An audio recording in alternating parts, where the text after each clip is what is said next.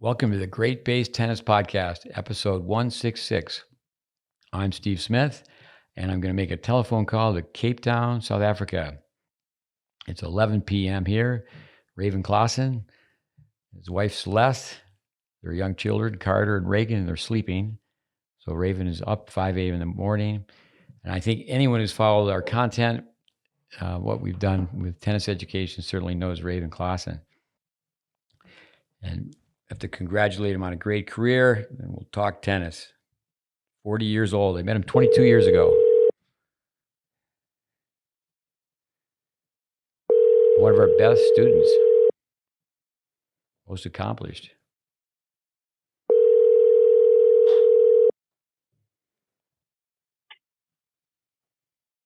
Hello. Good morning, Raven Klaasen. Hi, Steve. How are you? I'm great. Welcome to the GreatBase Tennis Podcast. I know you're on once before. Thank you very much. And glad to be back. Getting up early. Let's start 40 years old. I made 22 years ago. Congratulations on a great career. Thank you very much. I appreciate that. Didn't know I was going to make it all the way till 40, to be honest. With knee operations, 3, correct? Correct. Yeah, a couple on the right leg and then one on the left knee. And that's it, though. No other operations. No shoulder. Well, no. I mean, I've had my fair share of niggles along the years. If you do something at a high clip for that long, and surely some things are going to pop up. But nothing really that was overwhelming. The main things I had was sort of the shape of my right leg. Sort of, I found out was the underlying reasoning for my knee problems, and it kind of put uneven pressure on my knee. So the inside of my knee, the medial side, has always been an issue, and everything else has kind of been a play off that. You know, I've had some stuff in the hips, some stuff in the lower back, but nothing major. The hip has been the number one thing, and now I sort of learned quite a lot about the joint, and probably down the line be looking at some form of surgery to give a little bit of relief. But for now, I'm pretty good. Well, you've always been fast. Are you fast enough to keep up with your 2 children? Well, that's becoming a challenge. My boy Costa, he's seemingly quite athletic and high energy. So he's running around all the time, and I'm having to try to stay in shape just to keep up with him. And then Reagan, we thought might be a little bit more relaxing. I've heard stories the second one might be calmer, but that's certainly not the case. So it's a good incentive for me to stay in shape to keep up with the two of them. Carter, the Democrat, and Reagan, the Republican. Age 5, age 2? Age 5, age 2, correct, yeah. 5 and 2. And Celeste with... yeah, she's has to adjust to me being home this much. You know, our relationship started with me on the road and traveling and stuff, and for the most part we've had this sort of time on, time off situation. You know, and I had a little bit of a taste during COVID, having to be in lockdown in the same house for a few months, but yeah, it's quite an adjustment to be at home this much, and even for our relationship, having to see each other all the time. So she's like, I think she at some stage will be like, oh, you can pick up a trip at some stage. With yeah, so many things I could ask you. And your dad is traveling again to play right now. He's representing South Africa like you've done. Yeah, my father at this stage plays significantly more tennis than I do. He passionate about the game, so loves it, and he's actually, during COVID, he was supposed to go to Mallorca and play the seniors representing South Africa in Spain, and it got cancelled and it got pushed back a few years. So this time he's actually managed to do the trip. He's over there right now as we speak, and should be getting up in a couple of hours to compete. Oh, that's great. With retirement, coming to terms with retirement, tell us a little bit about that. Yeah, as much as possible, you know, you try to prepare for it. I think that at my age, you know, there's not much tennis ahead of you. So the last maybe year and a half, I did know that the end was coming. But it's also difficult to stop something that you enjoy doing. You know, you see many players at the back end of their career probably hang in a little bit longer than what most people think they should. And I knew that at 30, 39, sort of that my best tennis was probably behind me, given the way my body was going. But I was still playing a reasonable level of tennis to keep going. So trying to adjust to actually making a decision and saying that's enough for me was the hardest part, because I've always played tennis, and it's something that I enjoy doing. And what started happening was that there was a little bit of frustration, I lost him. but yeah, but also it was a situation where I wasn't surprised by it. I fortunately I wasn't. It wasn't a surprise retirement. I knew that I was coming towards the end, and I just had to then make a decision when I had enough. And that decision was this year at French Open when I played in French Open. I was like, well, I don't think this is how I want to keep playing tennis. And I, at that stage, was like, I still had a ranking that I could play. I had a decision to make, and I kind of was like, I told Celeste, I don't think that I want to do this anymore if this is how it's going to be. And I really thought about it a little bit after that, but at least the decision was made that 2023 would be the last season regardless. Yeah, so now you just need to take a breather, and there's so many options. You're still young that what you could do. I know you and I have talked about it for a long time now. Do you see yourself working outside of tennis, or being totally in tennis, or still too early to tell? It's a funny thing you say, because you go immediately from being like this old person playing tennis to very young in the working world.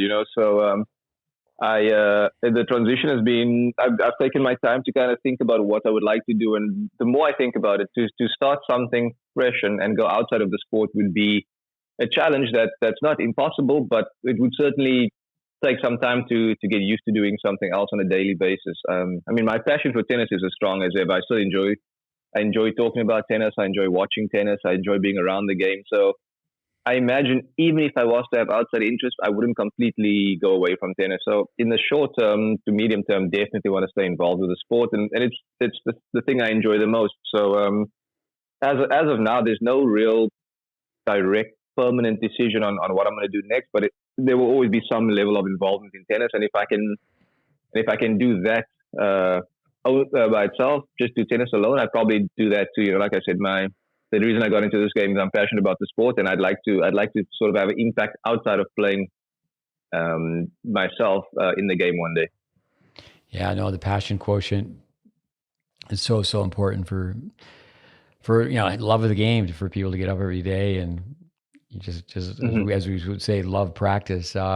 Reflect upon your career. Obviously, you could go way back to when you first started with your parents knocking balls around. What are a few thoughts that come to your mind to reflect upon your career?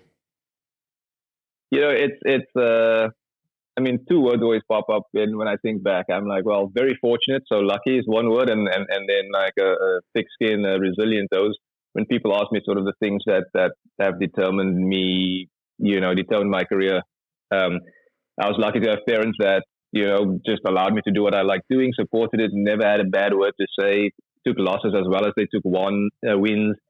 So that was very fortunate, and they spent a lot of time. If I think about how many weekends they gave up and how many trips they did to make tennis possible for me, that was quite fortunate on my part. And they also set me up to meet the right people, and I was very fortunate to come across people in my career that wanted to help and were influential. Starting out at probably 5 or 6 years old, similar old age to what Carter is. And then by about 9 or 10, I started liking tennis a bit more. My mom and dad spent a bit more time with me in the beginning, very relaxed. By about 14, I had an opportunity to leave home. And if I think about what they did now, in hindsight, they sent me off to another city when I was 14 years old to go to a tennis academy. If you think about how difficult that decision would be for me as a parent today, to send the kids off to go live in another city by themselves, it's just that starting point is quite impressive already.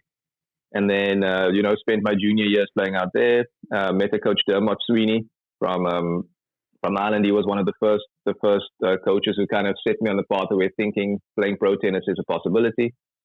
Obviously, by the time I get to 18, 19, I'm very fortunate to my path runs across you, and my tennis career changes forever. And I learn about the sport, and I actually equip myself with a technique that sets me up to have success in tennis, and the whole way I look at the game changes there. So that was very influential. Unfortunately, like I said, these knees, a little bit of an issue. I didn't understand how to look after my body in the beginning. had these surgeries, but I was young enough where I had time to come back. And that's really the key. If you have these major injuries early in your career, there's so much time ahead of you that I could take a year and a half, 2 years to recover. And then I came back and started working out in South Africa a little bit again, met my wife, met my coach, my long-term coach that I traveled with from South Africa, Tiafoe, another guy who sort of showed me how to make tennis a career and how to sort of manage a career. And then met a mental coach, got me thinking the right way. Met a biokineticist, my mental coach, by the way, Philly Hoffman, fantastic. The way I thought about the game changed a bunch. And then two people who looked after my body. The one I spent the most time with, Fayad Danse, my biokineticist, he taught me how to sort of balance intensity and recovery. And then a physio, Karen Fry, who taught me things that could balance out sort of the inequalities in my body. And I somehow managed to get to 40. So a bunch of different stages in my career, and I think something that got better over time was, again, with the mental side of things, a good self-awareness and better decision-making process. And if you compound those over time, the results really show, because that's the big strides are made early. Later in life, you're refining a little bit and you try to get edges where you can. But when you compound that over time against your opponents, you can see the difference it really makes. But you're really playing against yourself in the end. Tell us a little bit about, at the age of 14, going away from home, homesickness, separation anxiety on both sides for you and your parents. What was that like? I'm sure my mom felt that. My dad loves tennis, so he was like, anything to make tennis better would be a positive for him. And to be totally honest, as a young, naive kid who just wanted to play tennis at all costs, I don't know if I got homesick. Like we chatted once a week or so on the phone, and we'd call occasionally. But I had friends from Cape Town that I had Peter John Namdo, and I had Bram Isaacs, who were two Cape Townians who were up there with me in Pretoria, and so it felt like a home away from home, just from with the guys I were. But I'd always loved the game, and I being away from home has never been really a challenge for me. It's tough away from family, and as I got older, that actually became harder. When I was young, I was just in love with the game, and anything I could do to play tennis more was fun for me. I think with the academy, obviously you're within South Africa, but then at a young age, came to the United States at 18, and as far as adversity, South Africa is a long ways away. It's on the other side of the world. So when you traveled. It wasn't like you were going home on a regular basis. Oh no, yeah. When I was at the academy I was at, was actually the ITF Center. So the ITF had a tennis center in South Africa for many years during the 90s and in the early 2000s. It's since moved to North Africa. But yeah, I mean, I would go home in December, and then the rest of the vacation times in South Africa is when you have tournaments. So you'd have school, and then in between the school you'd have holidays. So generally what happened, my parents would either come visit me or I'd just see them in December. And yeah. If you want to play tennis out of South Africa, you got to go a long way. And I was fortunate again. The ITF had this traveling squad out of Africa that they endorsed, and I did a couple of trips when I was younger to Europe and back, and just started getting exposure to tennis internationally. But I wouldn't go home that much, to be totally honest. And probably maybe once or twice a year when I was that age. And then I know you were based at our place. I think it was 4.5 years. The exchange rate, the rand to the dollar, during those early years, I mean, certainly you would be at our place for coaching, but you were on the road, no coach. Mm-hmm. Talk a little bit about that. Oh yeah. So again, if our paths don't cross, I don't end up in Tampa there and spending that time. Firstly, my game's not the same. That's the number one thing, but also just the access to the sport. If you're based out of Europe somewhere, or if you're based in the US, both those parts of the world give you access to tournaments on a regular basis at a number that is significantly more affordable than living in South Africa. But also on top of that, if you are being funded from a euro or a US dollar, that makes it more accessible. The issue, right? I think as we talk, the rand is probably at about 18 rand to the dollar. So going internationally consistently out of South Africa is what we consider our biggest challenge as South Africans. And also, I mean, it's probably pairing with that our geographical location, because the cost is high and then the travel time is long. So those two things kind of put us at a bit of a disadvantage. So you kind of think about like, what's easier to do? Is it easier to get the player to the tournament, or is it easier to get tournaments down to South Africa? And that's sort of always been the issue for South African tennis and tennis players.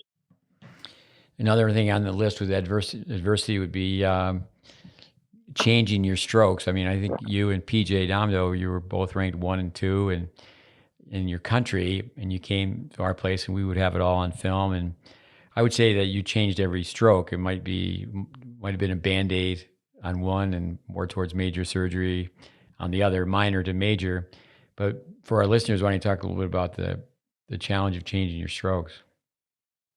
Yeah, I mean, that's arguably the hardest thing that you could do as a tennis player, especially when you've got some background in the game. So again, for me, the fortunate thing was that I think what my goals were in the sport were to sort of achieve and play at a very high level. And I quickly realized once we saw what you did down in Tampa that, I mean, there's a trust element to this, but like you have to trust that the direction you're going in is going to equip me with a tool set to play against world-class players, right? And that overriding idea was what made me sort of think that I don't want to get to a point where something is holding me back that I could control. And I clearly, I mean, even though I was in South Africa already a good player and had some points on the ATP tour, it wasn't where I saw myself playing. So the difficulty, you have a great thing. I said that the pain of change, the pain of losing has to be greater than the pain of change.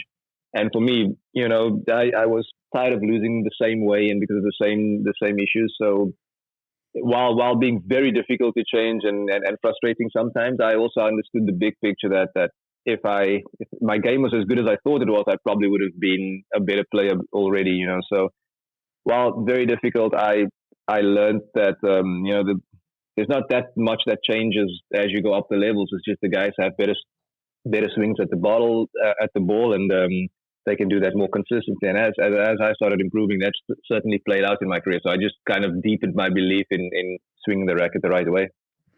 Well, your parents obviously did a great job. Your level of maturity at age 18.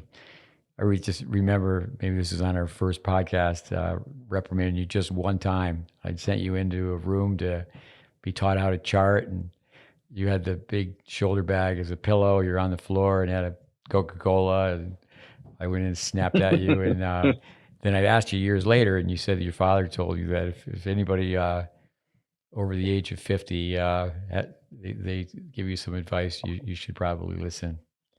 But yeah, I mean that's certainly a big thing with South Africa in general, but my parents for sure. There's a level of respect for elders, and that was something that that was instilled in me from early age. But again, like I said, I wanted to learn, and if I wasn't doing my job from my side, then I certainly had to improve. Our network of coaches, Jim Klein was a student of mine years ago, and then one of his students, Jared Solomon, spent time with me. I know now you two are lifelong friends. We were talking earlier, and you said that he used the expression for tennis, follow the science. Reflecting back, because we had the rationale, I mean, do you have thoughts back to like why did it make sense to you and not so much to some other young players that you were trained with? You met so many people that we were training with. Yeah, I mean, I could venture a guess on or an opinion, but I think one of the hardest things in my experience with tennis is actually getting players to really get out of their own way when it comes to improvement. The sport is taught in a way that at the juniors, sort of your wins and losses become more important than your long-term success in immediately. And if I think back to how important I made some of those early matches or tournaments were to me, it probably sets you up to not make the best decisions because you're looking now immediately. And I think when some juniors get advice that would take 3 to 6 months to implement, that timeline just doesn't work for them. So it is quite difficult when you look at people who've had a lot of success and trying to get them to go away from things that they believe had made them successful. So I think for me, again, I can only speak for myself. I thought that the level of work that I was putting into the sport wasn't being reflected on what I was getting out in terms of playing. So I knew there was something missing, right? And I think I found the missing link there. And if you can't sort of get out of your own way and see clearly the way forward, it becomes difficult. So I must say, for a lot of players who've had some success, I think it becomes harder for them to hear things that potentially are wrong. But it's difficult in general, and I think if you can find a way to communicate the upside of getting cleaner and more efficient with your technique, then more players seemingly should buy in. But I was fortunate that I stuck through the process because it really benefited me. You know, there's so many experiences. You know, I could think of so many names: Wayne Ferrera, Tim Henman, Martina Navratilova. Mm-hmm. I had one other point down on injuries. Let me bring that back up on history. But how about the adversity when you thought your days may be done, and you were, what, say 28, 29? Oh, it was actually earlier than that. Yeah. Earlier? 2022, 23 about. I didn't play tennis from 23 till about 25 before I started playing again. And I will say that the initial shock as a young, sort of ignorant, naive, passionate tennis player is that, like, you don't even think about the end, right? So the first 6 months watching your ranking disappear, watching people that you know play, have success, that was actually significantly more stressful to me than anything I'm going through now, because at that stage I hadn't experienced anything other than tennis full on every day consistently. So at that stage, the first 6 months was quite a bit of torture because I didn't know whether or not I'll be able to do this again, and I couldn't understand, because my work ethic was something that was probably the only area where I was like, well, I don't think I can try any harder. So I felt like I had that base covered. But like I said, with regards to my knees, it's not really anything to do with the work ethic. It's just sort of I'm predisposed due to the shape of my leg that there's always going to be a bit of a niggle on the one side. And I've since noticed that many people with a leg as bow as my right leg have similar issues. So that once I understood that, I could move. But that initial time, it was about 2 years between tournaments, but the first 6 months was the hard time, because then I was dealing with, well, I don't know when I'm going to play again. And I actually had surgery on both knees in the beginning, and then after about 9 months of trying to rehab from a surgery that should have taken about 3 to 4, we realized something's not right. I had to go back in for the right knee, and at that stage, I kind of made peace with the idea that, well, if this is how it's going to go, I might have to consider the idea of not being able to play again. And I was fortunate that I still liked the game, and after about a year and a half, I started feeling like things actually feel better now, and I started playing some local league tennis here. And I met a gentleman who was like, Raven, you playing tennis at too good a level to be playing in our local club scene here, and he offered some help for me to start playing tennis again, and I'd be forever grateful to Rob Kruger for making that possible. And then started playing again. But like I said, out of those 2 years, it was probably the initial time when you haven't really come to grips with what's actually ahead of you. And I was fortunate that I was young enough, and fortunate that I met Rob, and then got things going again. But it slowly came back. It wasn't as easy a transition, but I learned my lesson too, that you've got to cherish being able to play tennis at a high level consistently. How old are you when you reached Eric Buu? You reached the two of you in the Australian Open final? Yeah, it's funny. I mean, I look at my 20s as sort of my learning part of my career. Where I only really started thinking about doubles fully at 29. In hindsight, I probably might have considered doing that earlier.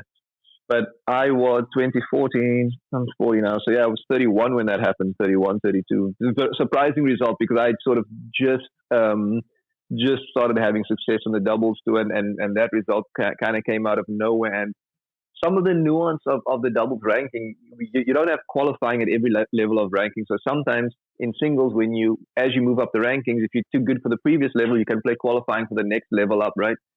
So sometimes in doubles, you can get stuck sort of between the ranking of 45, 50 in the world, because you're not high enough to get into 500s and 1,000 the Masters, but you are high enough to get into a Grand Slam and 250. So, but the 250s don't give you enough points to go all the way into the top 30 in the world, where you need to be to play the Masters and the 500. So that result fast forwarded my career, and it shot me from like 47 in the world all the way up to top 20, and I sat there for the remainder of my career, you know. So that was a key moment for me, and that happened at about 31, I think I was. Yeah, I think you were close to 4 million in career earnings and top 10 ranking. Being a South African, I remember when you were with us, Wayne Ferrera, there was always a care package that would come with some strings and grips and whatever. Yeah. Yeah, just No, all. Wayne has been. Go ahead. Sorry, go ahead. No, Wayne's been fantastic to me. I mean, he's a very generous person, and I still see him every now and again on tour too. And he, I mean, a couple of stories with him. The first Davis Cup I went to, we met, spent some time, and then he actually had a small fund that was helping players. So there was three guys that I know of that were helping myself. Then Punch Maleka and KB Maleka that did a trip out of a fund that he had in South Africa. And so some of my first tournaments as a pro to get exposure to futures was covered by this fund that Wayne Ferrera had back in the day. And he also helped me out with clothing and string and stuff while he was still playing on tour, and I was a youngster. So yeah, he did a lot. And the best story for me from Wayne is my dad's school. My dad's a school teacher, and they needed a van for their rugby team. And he wrote a letter to Wayne, and Wayne said, "No problem. How much do you need?" And sent them some money, and they bought a van. And my dad's rugby team was driving around in South Africa with a van that said sponsored by Wayne Ferrera. So, no, incredible guy. No, that's a great story. I remember you left one time to I think it was Las Vegas. He flew in. I think he was living in California at the time, and you flew in from Florida, and you helped him with. It was, I don't know, just a day and a half. And I remember you said the guy was so cool. He came in, he had his warm up on, his flip flops, and he had nothing but a knapsack. And Yeah, I remember that. Pretty chilled guy. no, I remember that trip to Vegas. Yeah, no, Wayne's a great guy. When it comes to tennis, it's amazing how gifted he is at hitting a tennis ball. He's even done that a few times at Davis Cup. You know, he came out in South Africa one time, and he had some cargo shorts on, and we were kind of having a tough time at high altitude hitting balls, and he just grabbed one of the guys' rackets, stepped on court, and started puring the tennis ball. I was like, "When last did you hit?" He's like, "Oh, I don't know, months." I was like, "Man, this guy's tennis ability is through the roof." So it's I like Wayne a lot, and I'm happy that I see him on tour still. I read one of the things that he's done for Francis Tiafoe, and I was around Tiafoe through my son Connor. What a personality! But the Tiafoe, I guess he doesn't use his cell phone like weekdays 9 to 5 or whatever that he's. But Wayne Ferrera is really, I mean, he's been in his corner for some time now. He's really helped him out. What are your thoughts on that? Yeah, it's great to see. I mean, Tiafoe has seemingly thrived under Wayne the last few months. I can't claim to know any of the ins and outs, but it's always nice for players because the one thing they can share is Wayne has experiences from being in that top 10 and having to kind of chase down guys ahead of you. And again, like I said, I don't know the day-to-day details of, but it seemed like their personalities work well together. The knowledge that they share works well together, and it's showing on the court because Tiafoe's playing some of the best tennis he's ever played. Through Matt Clore, I spent time. It was during pandemic. McKenzie McDonald stayed with us for 3 weeks, and he was very fortunate that Wayne was one of his hitting partners growing up in Northern Cal. Yeah, I know Mackie a little bit. I knew that he spent some time with Wayne out in California, but again, I don't know him well enough where we would have had many discussions on our paths in tennis. But Mackie's someone that can really square up a racket on a tennis ball, and he's a good player. I like watching him play. Yeah, he's such a great speaker, great communicator. When you say that square up, the listeners need to realize, getting that racket at the impact point, and obviously to have it be there as long as possible.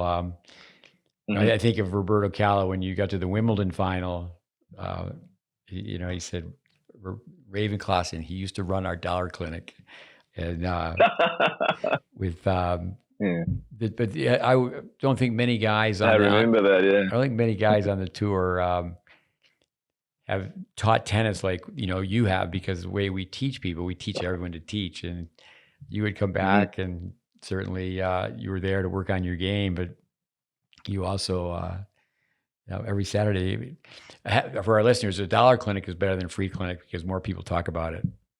So if you say it's free, it's not worth anything. But if you say, okay, you have a dollar clinic, a comedian that you travel with, Mike Costa, one time he made a poster and he was walking around the dollar clinic. It said it should be 50 cents. What comes to your mind when traveling with Costa? You played a little bit with him. Oh, what a comedian! Yeah, I mean, I've watched some of his stuff. He's a funny guy, but that's not a surprise. He was funny when we were playing doubles too, and I've actually run across him maybe twice in the last 15 years or so. Once in Australia and then once in New York, and it was interesting to see. We were young out there trying to play on the tour and trying to go about things, and it was always a good time traveling with him because his personality showed back then too. Pretty funny and I think we might have picked up one or two double titles playing together. No, for sure you did. He was actually on a talk show. I remember a regular standing series when you got to the Aussie final, and so his plug was his plug was, hey, I played doubles with, talking about the Australian Open final, and it's like, hey, I played with that guy. Yeah, I carried that guy probably. Yeah. No, I have a video that I still have it, and I told Costa, I said, I will always keep that. You were playing mixed doubles, and it was, you remember these juniors, Megan Broderick and Liberty Svecki, and the four of you were in practice playing mixed doubles, and he loses his serve at love, and I remember just telling him, I will never never erase that tape. I'd love to be there when you show that to him. Humor is important. You got to be able to laugh. But through Wayne, then you spent some time with Tim Henman. What was that like? Remember you talking about his work ethic? Or you playing I'm sorry to interrupt, but playing the pickup soccer, how into it they were. Yeah, so like just to tie everything in, Craig Tyler, who you spent many years with, at the time when I was on the Davis Cup captain, at the time when I got my first exposure to Davis Cup, he was the Davis Cup captain. And he had a gentleman, Kieran Foster, who still works now on the tennis tour he's actually with Dan Evans at the moment. And he was doing the conditioning for our Davis Cup squad. But a year later, he actually he was working with Tim Henman, and Fozzie said that Kieran Foster, his nickname is Fozzie. Between that, the whole connection of South Africans, what happened was that Fozzie was doing an off-season with Tim Henman in London, and they needed people to hit against, and they'd seen me on Davis Cup, and they were like, here's an opportunity to have a kid who can run all day and hit balls, and they could just use me whatever way they wanted to, right? And physically, I was able to at least hang with the workload. That was about the only thing I could hang with. But I then went out and stayed with Kieran Foster at his place, and so we'd wake up in the morning, we'd hit the gym, play some tennis with Tim Henman, again in the afternoon, have a break, play some more tennis, and then gym again. So it was like a 2-week off season, but of really high intensity work, and Foz is really known for that. And Tim I must say, was putting in a lot of work. But one of the weekends I was there, they ended up setting up a football game, soccer, and these guys had the full kit out for me. And coming from South Africa, I had a little exposure to soccer, not that much. I played rugby, cricket growing up and stuff. And I mean, these guys that they play, they had tennis players on the one side, and then they got the actual team on the other side. And they were like, they put me in the right back corner and just said, Raven, don't get sucked into the middle. And if the ball comes your way, boot it away from our goal. And that was basic instructions for me because they knew I wouldn't get tired. And I had very little skill. So, but yeah, it was interesting to see. But all those British tennis players played soccer at a very high level because at some stage, coming from England, they tried their hand at soccer too. So interesting for me to be on the field with people that were significantly better than me. And like I said, I was just running and trying to be annoying. With you mentioned Dan Evans before we came on the podcast tonight.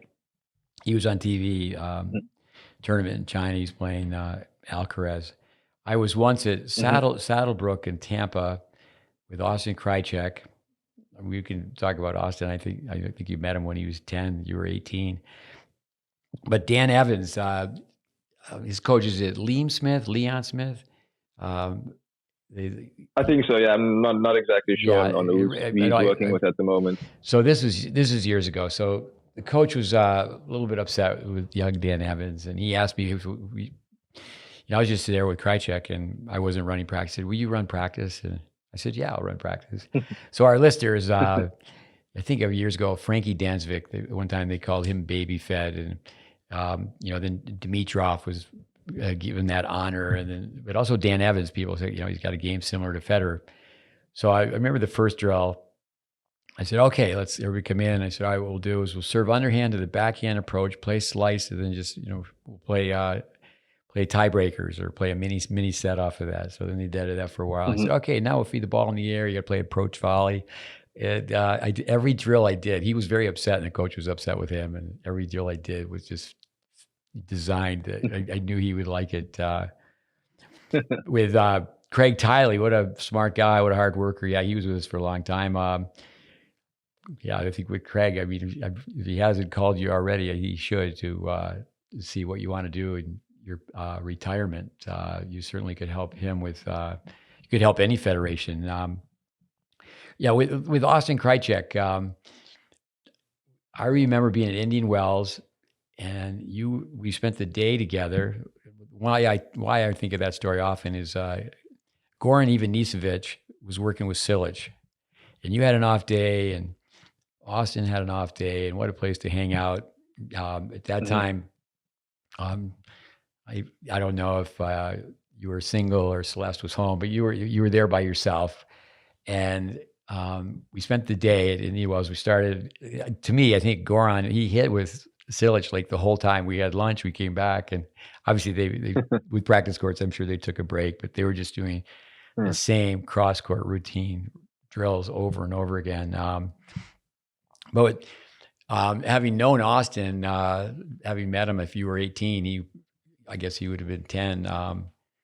You have any thoughts? Do you remember him when he was really young? Or, I mean, there was obviously quite a few kids in our school. Yeah, I mean, my initial exposure to Austin is I will say I don't remember that vividly. Once he started playing, on tour, I then started paying attention a little bit more, and I knew there was a connection. So I got to know him a little bit over the years, and I remember that day that we hung out in Indian Wells, because he was at the stage where, I mean, he had reached, I think it was 100, maybe slightly inside top 100 in singles, and then had struggled to maintain that ranking. Then was trying to figure out if you should do doubles. But like I say, the nuance of the doubles when you're transitioning is that like you don't get into tournaments all the time, so your decision making has to be quite clear, like which tournaments to play, who do I play with, do I drop partners and go to someone else? And it becomes a little bit messy then, and sometimes the whole process gets placed down. So he clearly was good enough to play doubles at a high level.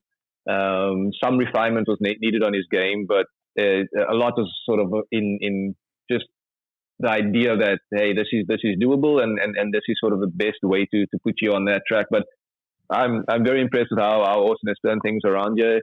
Grand Slam champion now, number 1 in the world. So he's clearly figured out what he needs to do to be successful in doubles, and great career he's putting together here. I remember you telling him at that time that Eric Buu had helped you with saying, okay, get involved with the ATP, and I know then Austin later he did that. As far as he was talking to you about life after tennis. I just remember you saying that, like even speaking skills. Buderek at one time was working with a speech coach. Eric's fantastic. He's a smart guy and well spoken and just great planner. He certainly helped me with exposure to the ATP Player Council.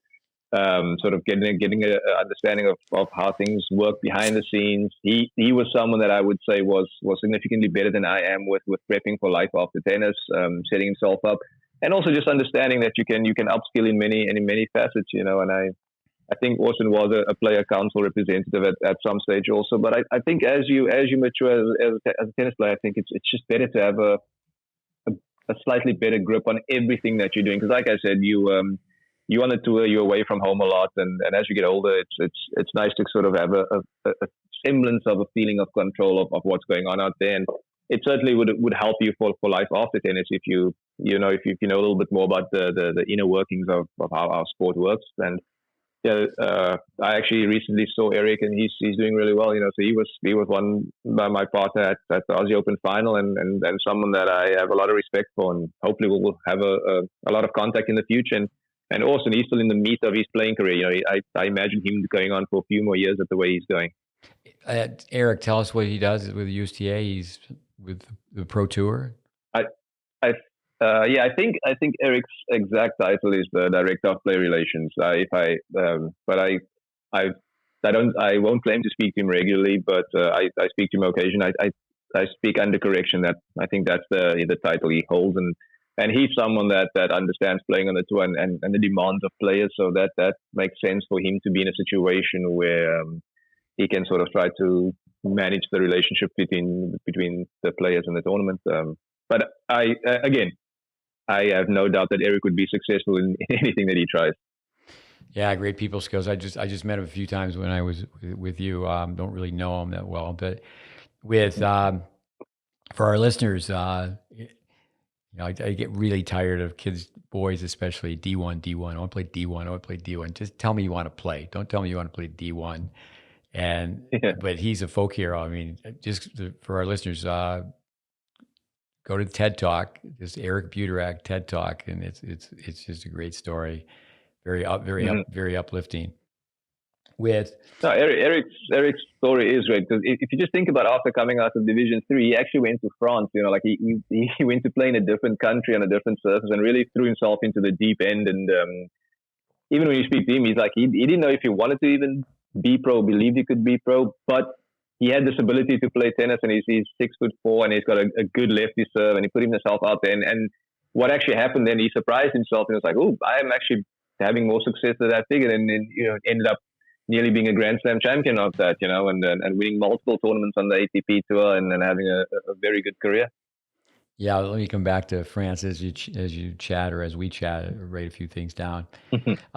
Young girl who, not many people achieve a number one ranking. I'm number one in the world. That's in pro tennis. That's off the charts. But just number one in your age group in a country. So I asked juniors, do you serve and volley first and second ball? And I know as a coach, we need to definitely practice playing one up, one back, because that's what kids are coming up against. So you need to throw that into practice. But I guess I could be accused of I'm going to die with my principles. So I remember I'm telling this girl, I'm pretty sure that Austin Krajicek never served and stayed back. Throughout juniors, I mean, we would just serve and stay back. You're out. Okay, we'll send you to the technical courts. How about yourself? That's just a junior question. And I see through your father and your mother, your love of tennis, love of following the game, and knowing that all the best players in the world serve, volley, and doubles. Do you remember serving and staying back when you were a kid? Oh no, that really wasn't even an option for me as a kid, and certainly not an option when you're playing tennis for the most of my junior career. Like I said, I was at this ITF center from about 14 to 18, and that's at nearly 7,000 feet. So being on the baseline made no sense to anybody. And then also the court I grew up in Kells River, where my parents lived. It was a cement court with like this oil paint on. So in the mornings when you practice, as the sun's coming up the one side of the court, you could barely see the lines. The court was that shiny. So we grew up on conditions where it was definitely detrimental to stay back for too long. So and to be fair, my volleys and my movement were my biggest skill set, my biggest asset. So I tried to put them in play as much as possible. We do bring hockey up on the podcast. Last week, we had a hockey podcast. I equate serve and staying back to the puck's in the corner, and you're not going to go in first because you're going to get a hit. You're going to be a coward, and you just got to go. With Eric playing in France, tell us a little bit about being a South African. Obviously, you spent a lot of time in high altitude. Obviously, you spent time in Joburg, right? So. Tell us about your thoughts about clay early on. Yeah, I mean, if you don't get exposure to clay early on, it's a rude awakening when you do get on the surface. I think that surface is probably the hardest one to adjust. It's quite easy, I think, coming the other way. Coming off clay onto a hard court. But my first exposure to clay tournaments, I think I was 17 years old, and we went. This ITF Center took us for 5 weeks in Europe, and I don't think I won a match in 5 weeks. I might have got a set somewhere, but it was quite difficult for me. And again, like I said, in hindsight, probably a good lesson to be like, oh, you're not as good as you think you are. But a very difficult surface. And like I said, for Eric to go to Europe and play on clay, and coming up from where he was playing tennis would have been literally throwing yourself in the deep end. So maybe it was because he enjoyed traveling. Maybe Europe was cool, but for immediate success, that wouldn't have been the way to go. Well, being from Minnesota, he probably, I mean, not probably. I always tell juniors bad word. Probably he didn't really even play very much outdoor tennis. Being from Minnesota. How about when you were with us, you spent a lot of time on American clay with the listeners. Obviously, that helps, but what comes to your mind as far as the differences between the American clay hard true and going over and playing in Europe or South America?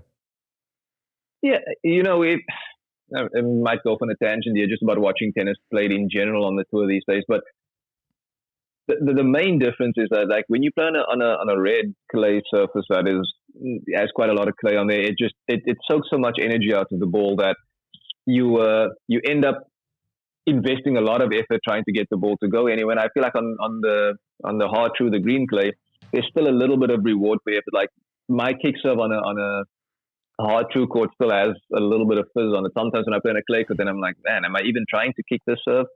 And then obviously the movement, you're not going to beat anybody who's halfway decent on a good red clay court if you can't move yourself. You get exposed all the time. Whereas I feel that sometimes on the green clay, while there's similarities, you can still get away with sort of a very attacking style of tennis because you get a little bit more reward from the ball. But yeah, both surfaces are challenging, and I just think, like I said, when you play sometimes on these red clay courts that they have in Europe, that is not really designed for any sort of attacking tennis. It becomes a tough day at the office if you're trying to be over aggressive. Now that you're retired, you can tell us how great your opponents are, even in partners as well. Rajiv Ram, I watched him play. At the U.S. Open, he played against Austin. And then later, like a week later, they're playing Davis Cup. What comes to your mind? You played so much with him, against him, singles as you're coming up in the pros. That guy can serve. Mm-hmm. What comes to your mind about his serve? I mean, you obviously know the guy so well.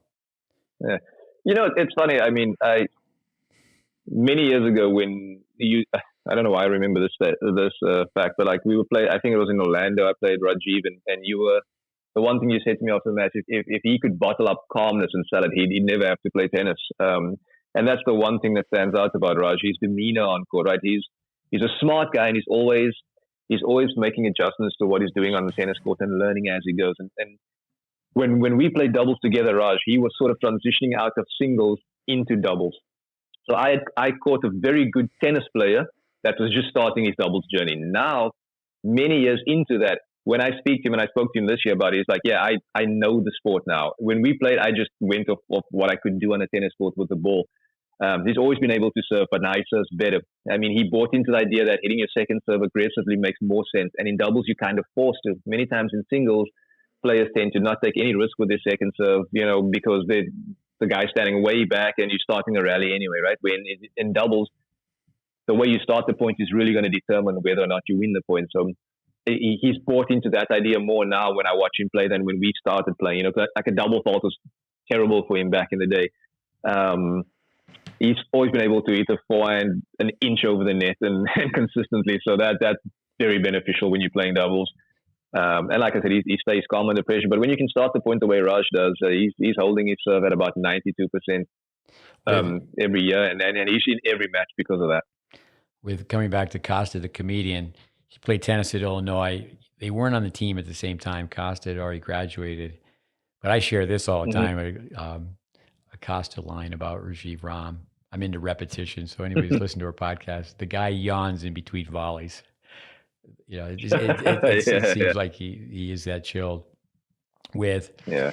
But yeah, what's the nickname for him? Romperus, right?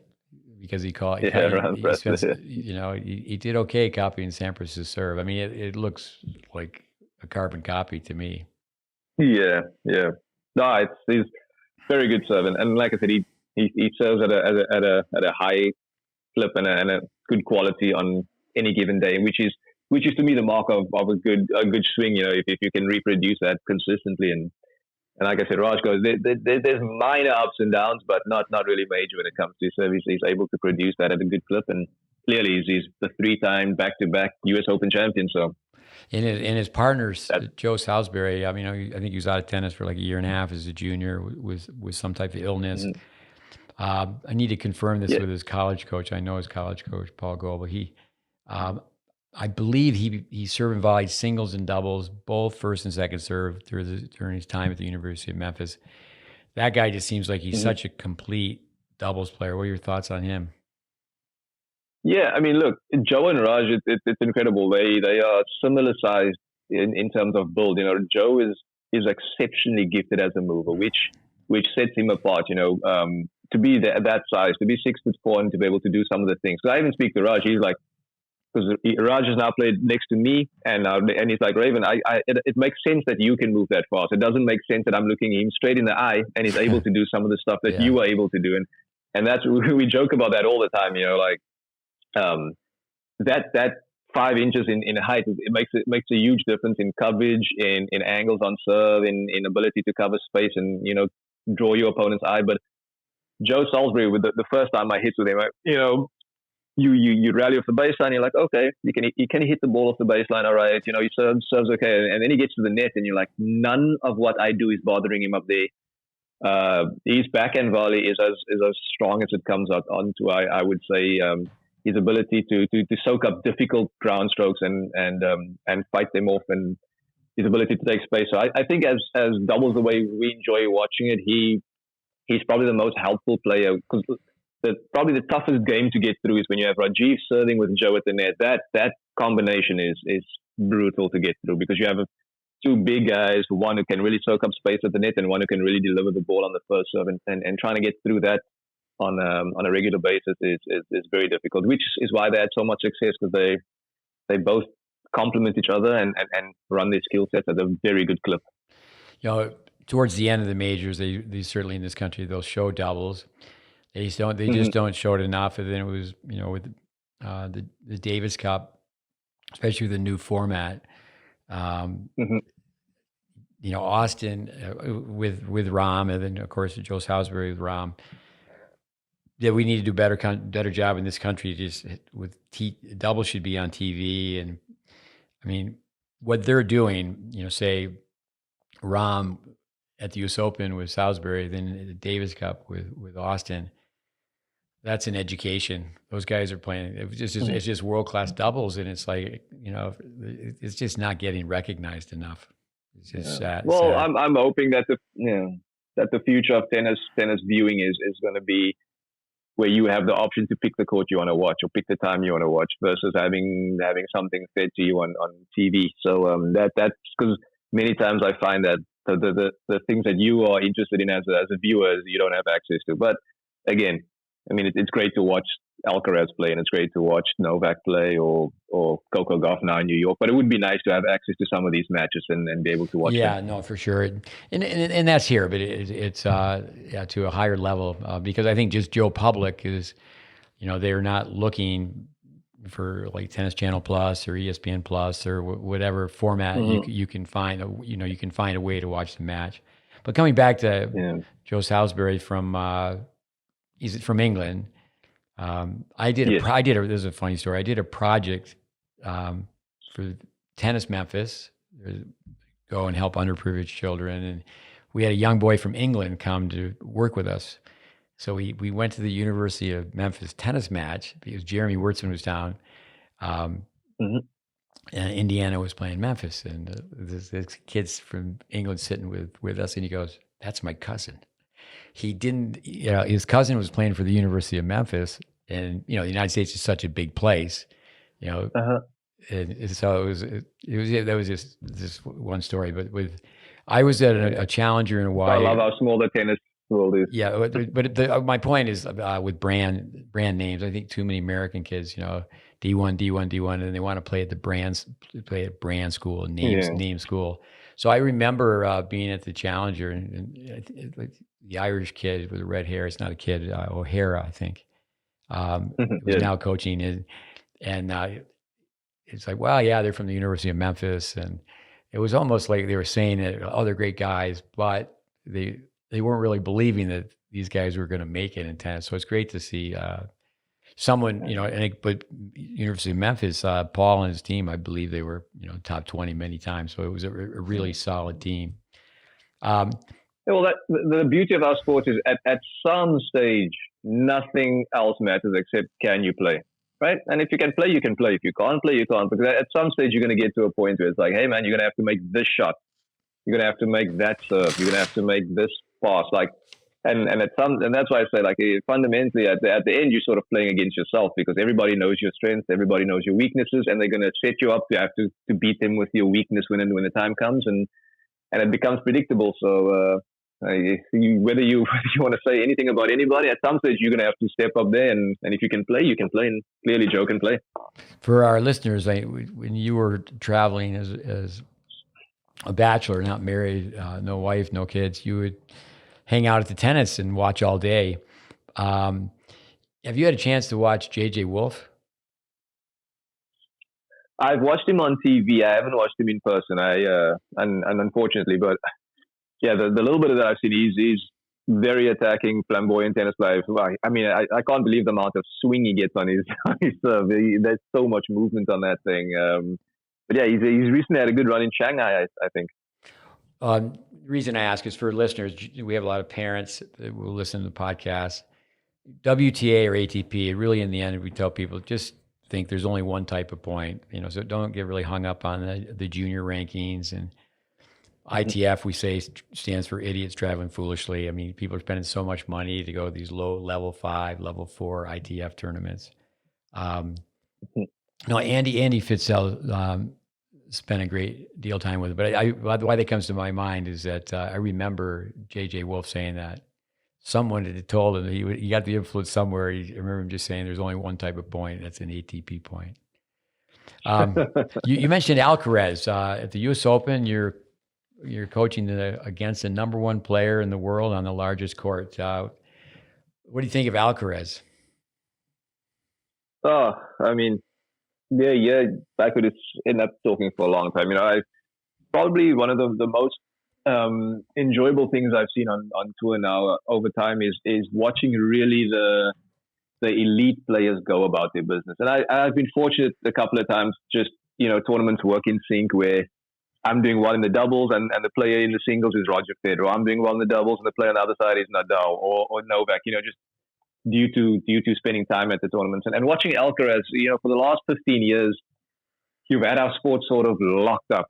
At any given stage, you knew if those three guys were in the draw, the chances that anybody else comes out at the back end is minuscule. Something would have had to go wrong. But when you watch someone like Alcaraz, who I actually saw at 15 playing in Barcelona, hitting the first time, I was like, it's a nice ball, but it's hard to predict he's going to be this good, right? Because the way you hit the ball is only part of the equation of being a pro. Like, to do what he's doing with the expectation, with sort of pressure and what is going on, and to handle that so well at the early ages is mind-boggling to me, because that level of tennis, there's a lot more going on than actually just being on court playing well. And when I watch him go about his business, it's so enjoyable to watch. He looks free. He looks like he's playing the game with a level of trust and enjoyment that is that you don't see with everybody out there. Like, he's playing pressure moments the way you imagine you want to play pressure moments, but in reality don't actually play. So being able there to sit and watch him go about his business against Lloyd from that vantage point was quite interesting to me, because you were actually trying to nitpick at his game and trying to find out where I could potentially get some soft spots and hang around, and when you're playing against that level of player, those are tough to come by. But no one's perfect playing tennis. Everybody has a spot where they let less effective than other spots. And my job on that day was trying to eke those out. But again, like I said, when you look at a player like that who's a generational talent, you generally have to hope that he maybe comes down a little bit and you may be above what you normally have, and then if you can keep things close, maybe something happens. With different levels of tennis, for myself growing up as an ice hockey player, I mean, I did the hard yards and lived in a van and played tennis day in and day out, but never really being a high level player. But I was always around really high level sport for that matter, just growing up at the futures. Brick Braden used to say, if you're 3 years later, you're still playing futures, you have no future. But, I lived outside of Miami. I lived outside of LA, and I saw so much tennis. I just think exposure to the game, just quickly, I jotted this down so fast, like watching Roy Emerson, Warren Woodcock, Tony Palafax, Jan Tiriac, Harry Hopman, so then I'll go back I watched Emerson coach Billie Jean King, Stasi, and Vijay Armitage. Warren Woodcock, Vitas Gerolaitis. I watched McEnroe in Boca work with Tony Palafax. It's like, okay, I am sitting here. I am going to watch this and come back tomorrow. Tiriac with Vilas, and then Hopman with too many people to name that went through his program. But don't you think just through your passion and through your family, your father playing tennis, that you had the passion to, even though you're watching it, say, through a television, that you were connected to the exposure. I mean, you were exposed to high level tennis. And then even as soon as you got to travel, you were, and then also as a South African, the South Africans, you're so far away from home. It seems like the South Africans, they help out the South Africans. Like Lynette Feder is going to, I hear things where she's going to, like Kevin Anderson, when he first came out, he came out of Illinois, and he practices with Roger one day and he takes a set, and that's when he had the win over Novak Djokovic, like the next day. I think that was Indian Wells many years ago. Yeah, my maybe fact checker. I think it was Miami, but there's Miami.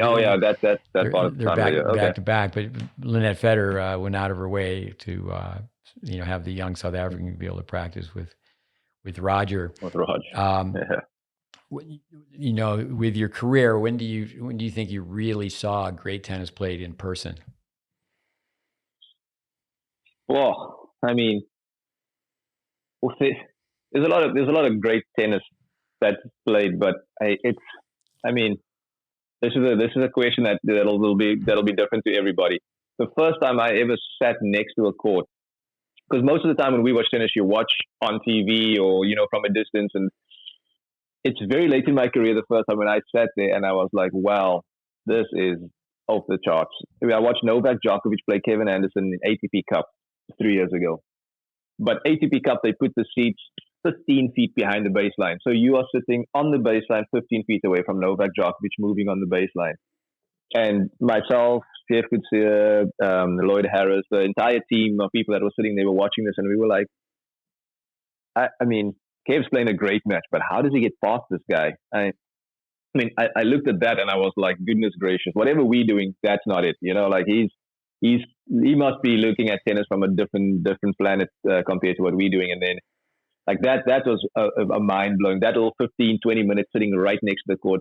I wasn't even watching the match. I was just looking at Novak's balance, movement, consistency, managing the match. I was like, this is incredible to watch. And then the other time that I was, awe-inspiring and perhaps a little bit of dread. I mean, anytime you watch Roger play, I watched him hit one night in Rome under lights, dark. Rome is probably the slowest court when it gets cold and heavy on clay. And everybody's struggling to generate force. And I watched the ball come out of his racket and it looks like it's being shot out of a cannon. And I was like, wow, man. Like, I don't know if I ever have that feeling that he has right now in these conditions where the ball looks like it's effortless. But that wasn't the point. The one match that I watched was Nadal at center court, and the first time I played French Open, I snuck onto center to watch him play, and I was like, there's not a player in the world on this court that could could even in my wildest dreams where I had all the superpowers, I still don't know how I get past Nadal on this court in these conditions. It was again the level of stuff that he was doing. You couldn't piece together a tennis play if you take all the shots of the other guys that would beat him in those conditions. It's so perfectly suited to tennis. That the only thing that I could come up with was that I think maybe lefty should start serving to the ad side so they don't have a slider out wide on break point every time. So that was the best thing I came away with watching that match from. And then, when I was a junior at Junior Wimbledon, I watched Sampras play Vladimir Volchkov on center court at Wimbledon, and that was the first time I saw high level tennis. But to be fair, when you watch that tennis back in the day, Sampras' serve is so dominant, the points are short. It's a different viewing experience than when you're watching some of the newer style tennis where there's many extended points, right? With Sampras and Volchkov, it was sort of a concentration test. Who's going to crack first? Who's going to blink? Who's going to drop their level? And Pete obviously was able to maintain a high level for many years at Wimbledon. But I've been fortunate to be exposed to the game a lot. Probably the first good match I watched was Pete Sampras. But late in my career, I think when I was a little bit more mature and knowledgeable about what I was watching, not just being in awe, that Nadal match and this Novak movement match was incredible. I'm sure you heard this, Novak was asked about Alcaraz, and he says he has the best of all three of us, meaning Federer, Nadal, and himself. And I think with Nadal comes to my mind first. He said, he has the fighting spirit. He's the warrior mentality of Nadal. Mm-hmm. He has all the shots, all the finesse of Roger. And then he said, I have to go back or fact checker. I believe he said, and he has my foundation. I mean, others. I thought that was the way he put it. Is the way, and you think you could, the grocery market, the grocery store of tennis is like a Jimmy Connors was somebody who really did a great job getting behind the ball. And for parents listening, we tell people all the time when Connors was a kid, he was taught to play out balls, and he was taught to run after every ball. Like this kid Medvedev, I shouldn't say kid, young man, is that he runs after the balls so much is that if the ball's out, he just catches it and gives it to the ball boy. I mean, he just runs. It's like David Ferrera. They called him Perro. But what do you think of that comment from Novak where he says that Alcaraz has the best of the top three? Yeah, look, if you were to go through the top three and kind of nitpick a little bit, you'd find some soft spots. And if you're looking at Alcaraz, again, this is the thing that is the way sort of I go through thinking is like, well, if you were to match up on every area that's of any meaning on a tennis court, right? Physically, he's able to hang with them because like when you play the Grand Slam tennis, you can generally see it. There'll be plenty of players that can bother Novak for maybe an hour and a half or two, or Roger or no. But like to maintain that level of intensity for an extended period of time, you just don't trust as many players that can hang, whether it's physically, whether it's technically. Generally, like you'll see, the match is changing, and there'll be a point where you're like, well, this thing's done. We're just waiting for the end now. But you don't have that sensation with Alcaraz. He's physically able to be there. Then you have men to be like, oh, he's playing big moments, pressure moments, the way that it should be handled. Technically, he's at no disadvantage, and for the most part, he's almost dictating with how he hits the ball off the ground. He's the one in control of the outcome of points, which is why he's so fun to watch because he's the one generally trying to do something. And if you really wanted to be a shot that's maybe not as reliably devastating as the rest is his serve, because he's a strong kid. He can really pop the first serve. But compared to like a Roger who was so accurate, Novak who's so accurate with his first serves, he's probably up on speed but down on consistency.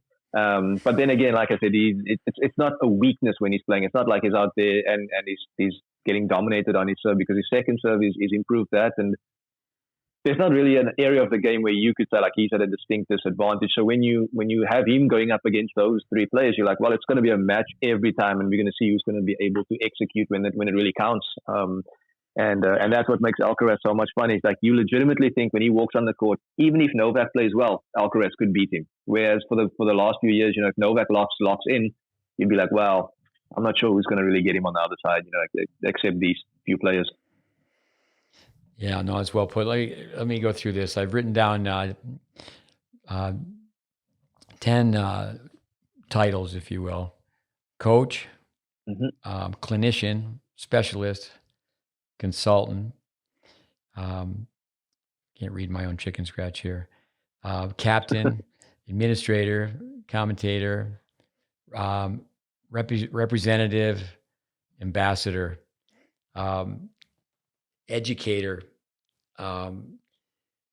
Any of those words, if you want to just pick one of them out and make some comments.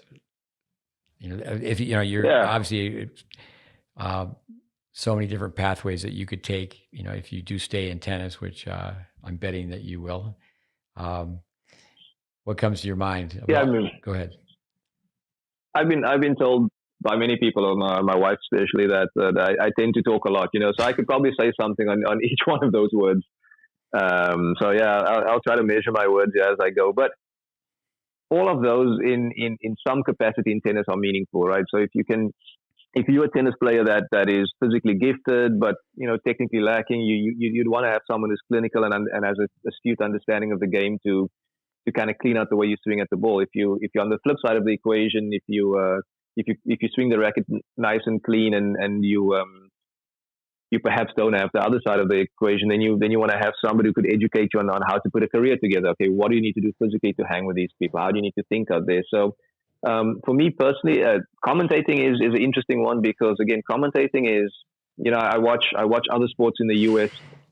When you're a commentator that commentates, perfectly or totally honest with what you're seeing, you sometimes get into the situation where you're actually rubbing people the wrong way, right? If you're watching a world-class player and you're having sort of a critical stance on what they're doing, that potentially burns relationships down the line. So commentating is oftentimes in tennis, I feel like they're not really getting into too much of the nuance of the sport because, again, if you have a relationship with people or coaches on the court, you might have somebody knocking on your door at some stage.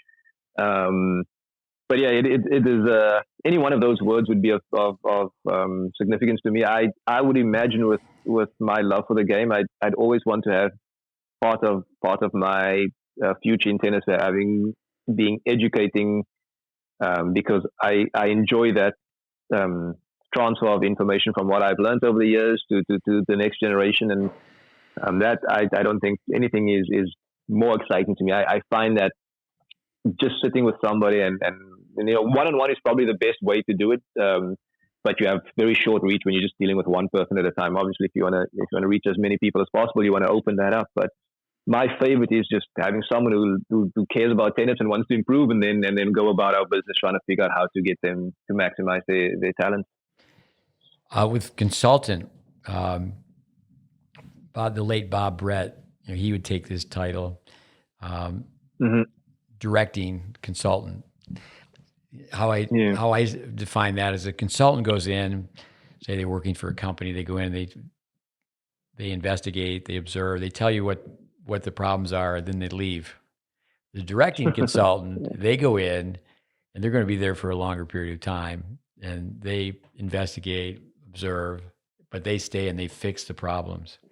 To me, a clinician is just that. It's a clinic, and I know a number of the coaches I've trained.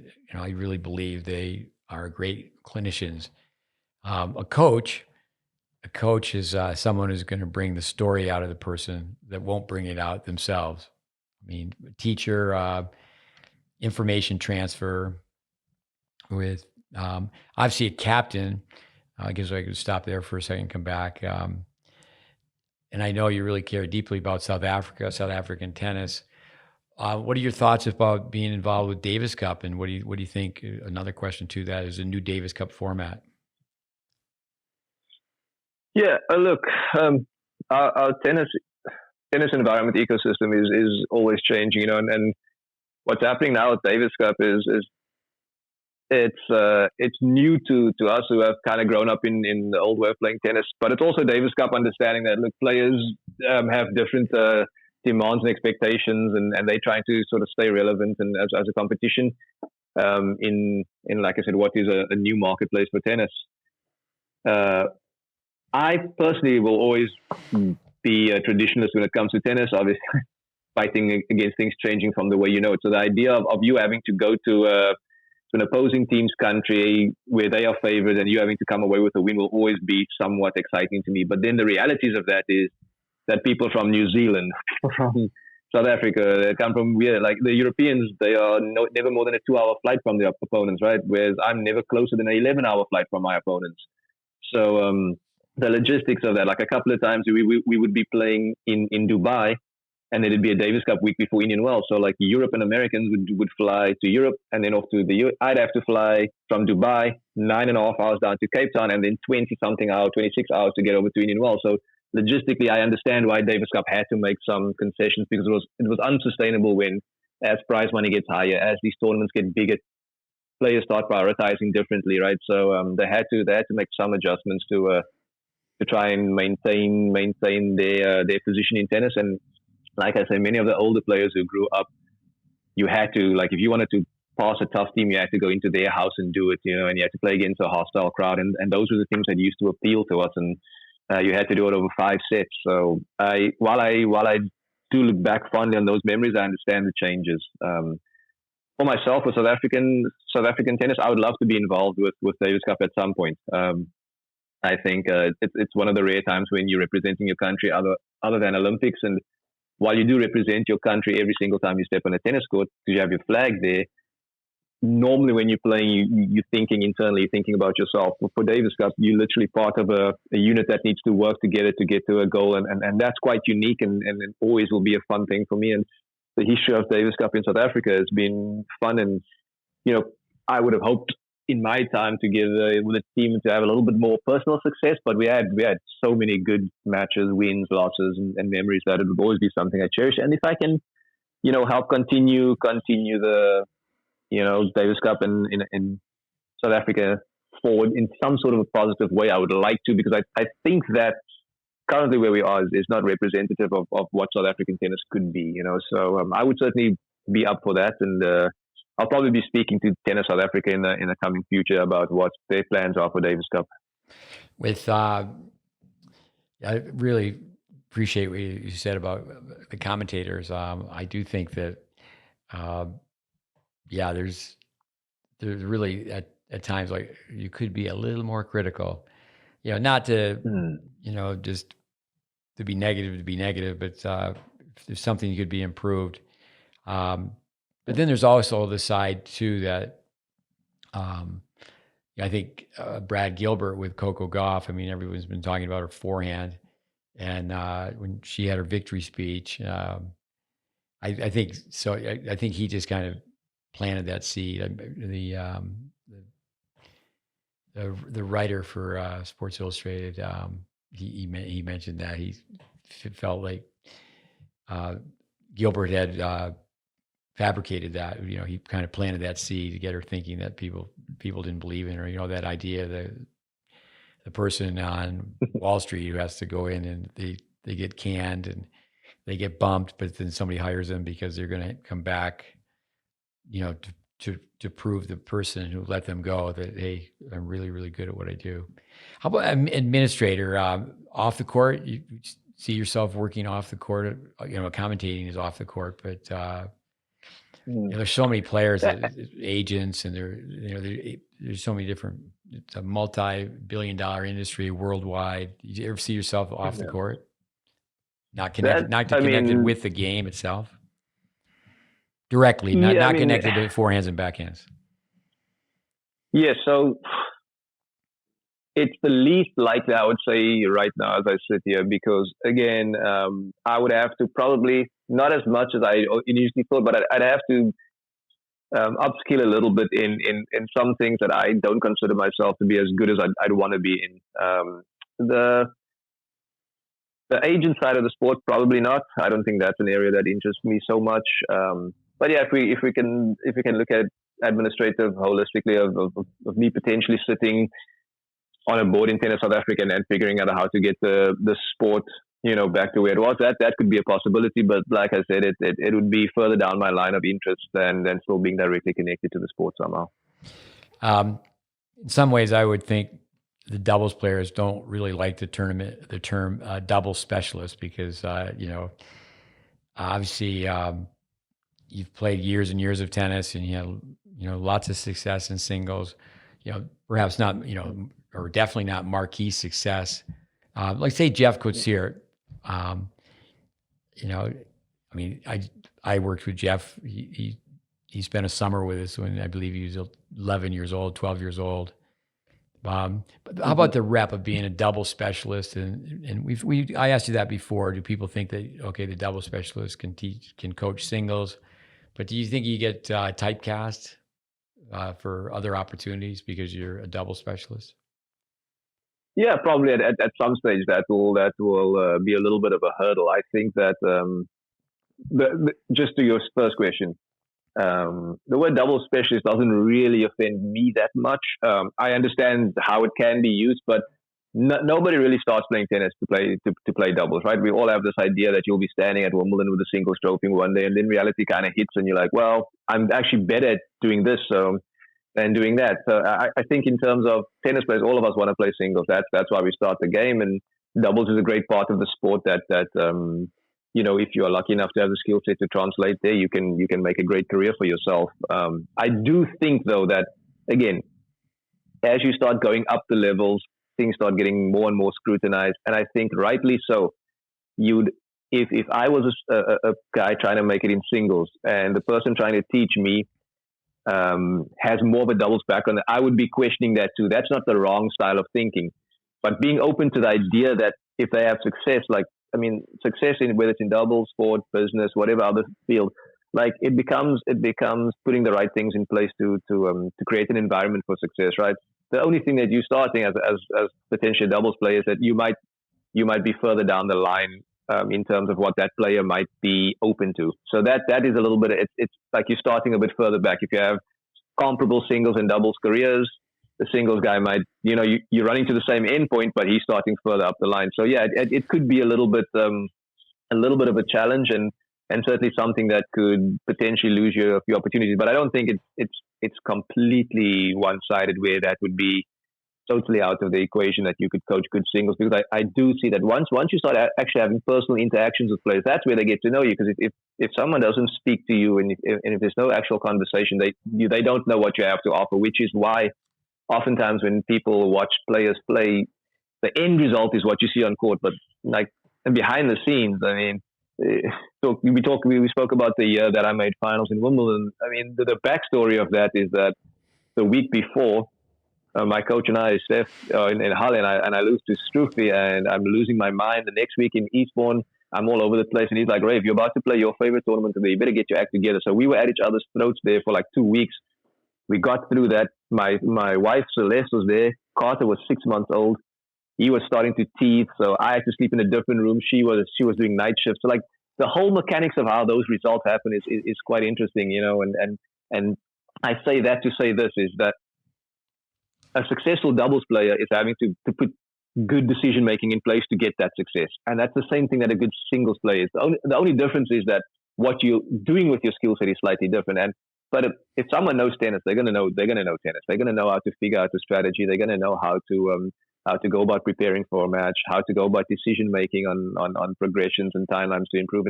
And I don't think that it's going to be that detrimental, but it will probably put you a little bit behind the eight ball at the beginning of the process when you're trying to get into the position. No, it's well put. Someone who you helped, and then through that connection, South African Greg Lesueur. I remember him saying this, and I've been now 50 years really. I was a volunteer coach in '73.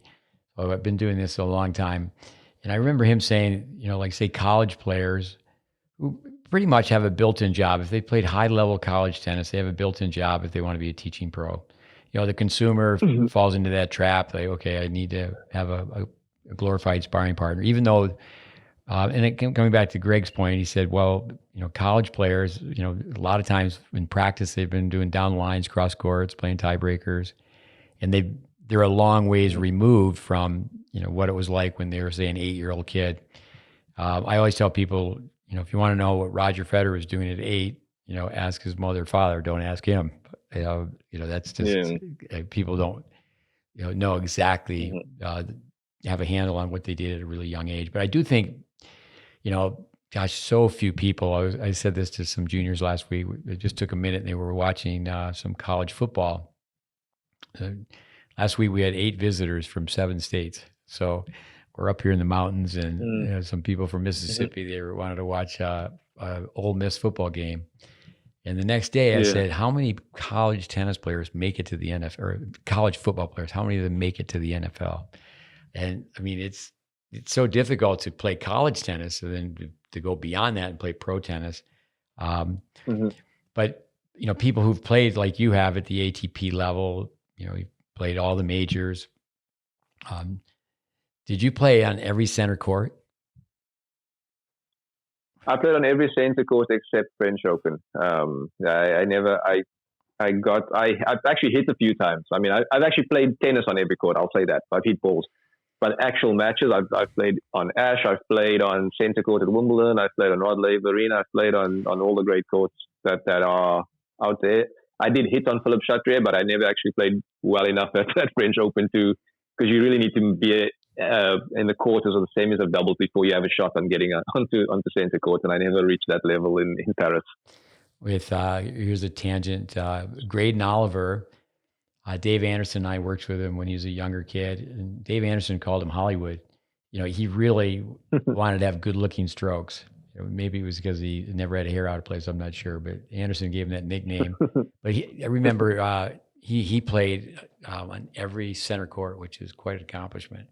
Let alone, I mean, I a lot of times reflect, and people I worked with that have been top 10 in the NCAAs, they didn't play 10 ATP matches. But coming back to, so Lesueur, if I hear something I didn't know or it really makes an impact, okay, I never thought of it that way. I tell people, make it a story, repeat it.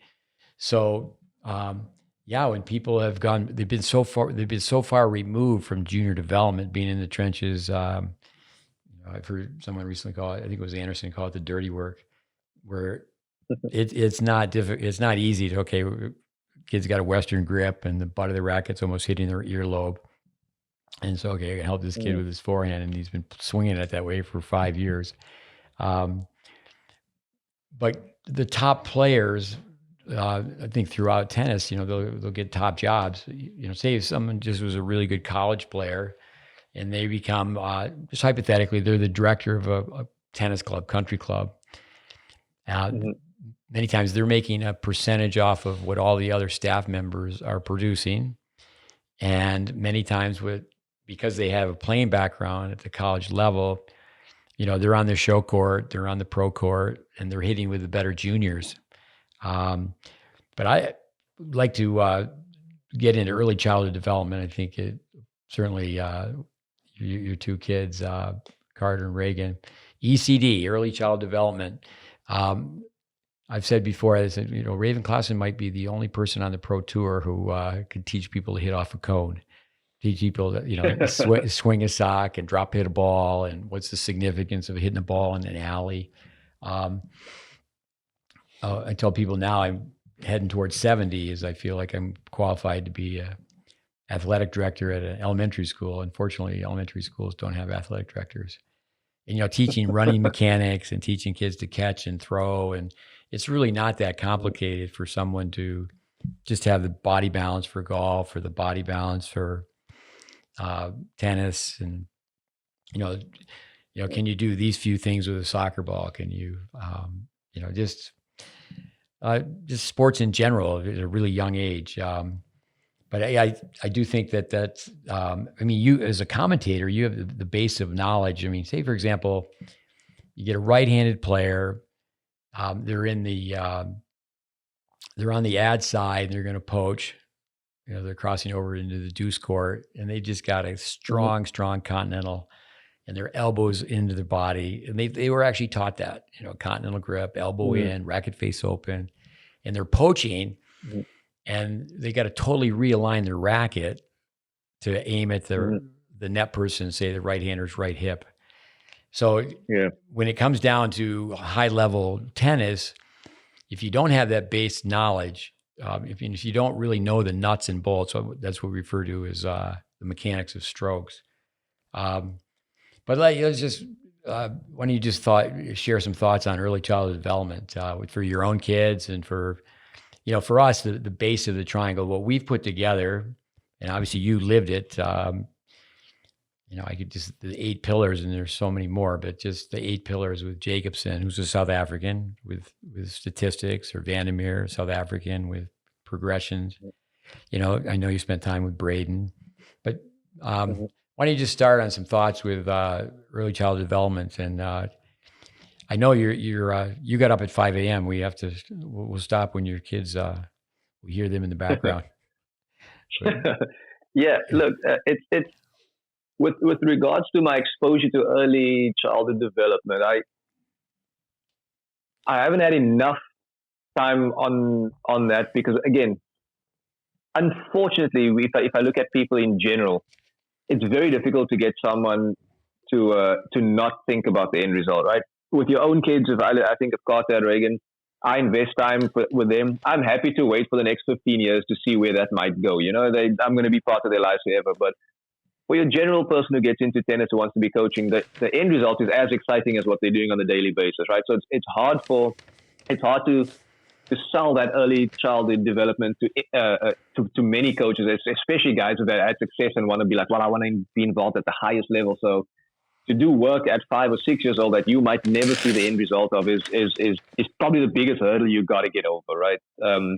Because everybody wants a little bit of credit. Hey, I was involved, I did this. And that credit might be a decade and a half or 2 decades down the line. And I think that's a big hurdle for getting somebody who was a great college player or played on tour to be, well, I'm going to wait. I'm going to wait 15 years to see the fruits of my labor. Whereas when you take somebody who's already on tour, the fruits of your labor might be 3 months down the line. It might be you get in sort of like how you would imagine today. You get your dopamine kick fast, right? There's a lot of entertainment right around the corner, a lot of reward. Whereas if you think about early childhood development, you're going to put in work now with a kid that you really won't know, because those matches you play from 8, 9, 10, 11, you will really know if they can play once they get to 16, 17, 18, and hopefully further than that. And I think that is a bit of a daunting task. It's just a long-term investment when you coach early childhood development. But the actual details of doing that, yes, I mean that is something that I think is crucial. If you could put the right things in place early, that will certainly ease up your job later in life when you're working with that player. Because it's most of the time when I've seen people at the highest level play, you very seldom adding stuff. You tend to be subtracting. You're trying to take things away because you either trying to make things better, but with that fix many times it's subtraction, not addition. And my views on that early childhood development are I'm still learning about that because again I've been exposed to the end result of tennis, not to that early. It's because of my young kids now that I'm sort of back in, okay, how do I make this fun for them while learning to swing the racket as clean as possible and just nurturing their love of the game. Carter has seen me play a little bit of tennis and he likes that. Reagan has no idea that I even play tennis. So it is probably, I think, a part of the game that could be definitely improved. But just coming back to what you said there, I do see there's a little bit of a bridge to cross. And if you can make that bridge for coaches worthwhile, like, hey man, spend some time at this part of the game because the time that you're thinking about will be much easier to deal with than if you didn't actually keep an eye on this part of the development. Well, we're a little behind schedule. When I was in South Africa and at dinner with you and your parents, Joppy said that I was going to bring Carter over here when he was 4, so he's 5. You're a little behind schedule. When I was younger, at one point I was thinking college tennis, and I still to this day tell people in the industry, college tennis coaches, there's the beginning and the end to what they do. The season ends in May.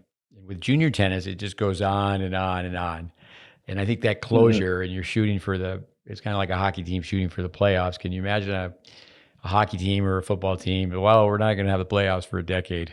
It's just, Yeah. That's a little bit too long to wait. I love what you said about, people certainly, they work for 3 things. They work for money, satisfaction, and recognition. And, what type of recognition are you going to get when you're out there working with 5 or 6 year olds? So I just think the psychic income, like, hey, this is cool, I'm helping this kid out. What's fun for us is we have this network where, if we can have someone, I say it often on this podcast, the Jesuits, Catholic educators, that just give us the first 7 years. And, then people, once you help someone with a base, I mean, you really should work with a number of people. How's it go? It takes a village to raise a child, but no one tells you where the village is or how to get there. But I was, think, okay, college tennis. But I think, choosing to work with 8-year-olds is, that's where you can really develop. I do think it's a challenge to say a college coach, takes a young player on at the age of 18. I think it's more of an art form to work within someone's game versus just to work with it. Let's talk about multiple sports. I mean, you're a South African. The South Africans, I mean, the girls are playing field hockey. Tell me, the girls play. They all. Everybody does athletics. It seems like the boys are all doing rugby. What did you play as a kid?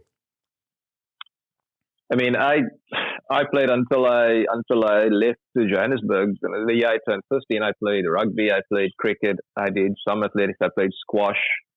Pretty much anything I could get my hands on. I did some cross country running. So it was always sort of the idea that all those other activities would happen occasionally. Tennis would happen regularly. So I would play tennis every day. And then like on a Monday, I'd have cross country running. Then on a Wednesday, I'd have squash training. And then rugby would be once in the week and then a Saturday game, So it would be like I did tennis consistently and everything else was sort of worked around that. Because that's always how I was. Tennis was really the one that I wanted to play more than anything else. So, and I found that out at an early stage because I wasn't willing to make sacrifices for other sports, but I comfortably made sacrifices for tennis. So that was how my decision process went as a kid. I would do as much as I can as long as it didn't affect, me being able to hit tennis balls. And I think that was great. I mean, that was my dad's idea. He was like, you need to develop your body, and it's better for your body to do multiple things. My dad nearly sent me off to the army. I was like, I'm pretty sure I can get fit without going to the army. So, but yeah, it's I was 14 before I dropped the other sports, and that was only because I left. I went to another city to a tennis academy. So while I was in Cape Town, I was doing many things. I remember the Germans, the Swedes, and the South Africans. Those three for sure had to do 2 years military service or some type of government service. But that had been dropped by the time you were 18, right? Correct. Yeah, that's why I didn't have to go. So, circling back to athleticism, running athletics. I always tell people I taught Raven to run. He just watched me walk across the court, and before that, he was really slow. That's where he got his speed. That's where he got his speed. With your brother Kevin, is he as big as your dad? Your dad's bigger than you by quite a bit, huh? Yeah, both of them around the 6'2" mark. I would guess, about 6'2.5". Kev's got a great body. He's got everything that I have, but just more length than my dad too. My dad's got the perfect one. He's 6'2.5" and he's left-handed, so he's got everything. But I'm fortunate that between my dad and my mom, I got some good genes. I could run and jump for a long time, and I lucked out. But compared to my brother and my dad, I always take the middle shot of the photo, and they sort of tower next to me. But for our listeners, one thing about tennis, even though you see bigger players and bigger serves and bigger forehands, it is a non-discriminating sport. I mean, the little guy can still do a-okay, and it's you can do that. You can say that for every sport. Volleyball, basketball would be a little bit tougher to be the small person. You're more likely to get outliers in tennis, I think, and I wouldn't even call it outliers because there's enough guys under 6 foot that have great careers playing tennis. So it's a sport that gives you a reward on both sides of the table. Although I must say it does seem like even in tennis, the height is becoming more and more of a thing. If you look at, because I looked at the World Tour finals the last few years versus the World Tour finals like in the 90s. Like the Sampras was one of the biggest guys at 6'1". Now the average height was like 6'3", the average height. Wow. Well, I heard many ideas for like if there were some rule changes, you know, for everyone who's 6 feet, you know, if you're 6'1", you got to stand 1 inch further back, 6'2", 2 inches further back. But another one was have the net be higher, with have the service box be shorter. I would like to see what they do in American baseball, where in American college baseball they have graphite bats, and in the pros you have the bat with a wooden bat. And I think that if they were the leaders of tennis, the guardians of the game, the rule makers, rule changers, is that if there was a modified racket. What are your thoughts on that? Oh, this topic comes up to me a lot when we love having these little locker room discussions about why are these taller guys having so much success, and many of the rules where you go about changing the dimensions of the court, you'd be hurting players that are shorter too, right? If you make the service block shorter, for me, I already have a tough time getting the ball to come down in the service block. That'd be even tougher. So you wouldn't be bringing them to me. You just making both our jobs hard. It's like when people say, man, you probably don't want to play John Isner on a fast court. I was like, no, I want to play him on a fast court because I'll get rewarded too. His serve's going to be big whether we play on the slowest clay court or the fastest hard court. But if I play John on a slow hard court, my serve becomes a pea shooter to him, and he's still able to generate more force, right? So I actually want the conditions to go in the direction that helps me out too, because they're going to be helped regardless. They can power through, and I actually think when going through all the discussions I've had with this, my view is that what's changed is as they've slowed conditions down, the strings have allowed more spin and the balls have gotten heavier. What that's made is that power is no longer hard to control, right? If you go way back, what the biggest detriment to tall, big players was that they could not control the ball. If they swing too aggressively, the thing's flying on them. Nowadays, when I watch tennis being played, some of the swings that go in the tennis court are mind-blowing to me. Like the guys are going a full cut, not even hitting the ball in the middle of the racket, and the thing still comes down in court. And I'm like, man, if they can swing it that hard, like I couldn't swing that hard if I tried, like there's a limit to how much power I can produce. Whereas these guys, when the conditions get heavy, they can add power. That's the easiest thing for them to add. Whereas I always felt tennis, if you go way back, control was your number one element. You needed to control the ball, right? Which is why technique was so important, because the ball would get away from you if you didn't put a good swing on the ball. So for me, if you just dial back the balls, make it a little bit lighter. Whereas if you get too reckless with your swing, you could fly this thing. That would all of a sudden put guys with cleaner swings on the front foot again. Because hitting the ball in the court is now quite challenging. Nowadays, when I watch tennis play, anybody in the top 300-400 in the world, if you give them a slow court with these polyester strings and heavy balls, it's minutes before they're missing the ball. And I'm not talking about great players. I'm talking about just being able to hit the ball in the court. It's no longer a challenge to hit the ball in. What's a challenge nowadays on tour when you watch is actually getting to finish the point. That's why you see these defensive points happen on tour where guys are touching balls, where guys are defending and hitting swings that really shouldn't be going in court, going in. So to me, I think if you lighten the conditions, maybe you take some of the string technology out, I think that's fine enough, because then the miss would be right around the corner. Anytime you take a reckless or over-aggressive swing, you could be flying the ball. Whereas nowadays, guys are swinging so hard and the ball never seems to fly on them, and I think that would be the biggest change, because then you would be tilting things back to control versus power. Whereas now I think why the bigger guys are benefiting, why you see like these Kachanovs and you see guys like Zverev, and you see like these they're just guys who can absolutely turn on a tennis ball, have success, because even at their size, taking full swings, they're not missing that regularly. Yeah. I think with equipment, I could be wrong, but going from bamboo to fiberglass to graphite, you think the pole vault, or the track, where they're running on dirt or a cinder track or a tartan track. Yeah. I think the most powerful people in tennis are the players, the power brokers. I don't think that the players would want to use a modified racket. If everybody had to play with the same racket, the only, maybe you could. There's some rules where, okay, you can have a different size grip, or you can, use some lead tape. But if everybody played with the same racket, but I do think that the racket has taken tennis out of tennis, some tennis out of tennis. What's your comment on that?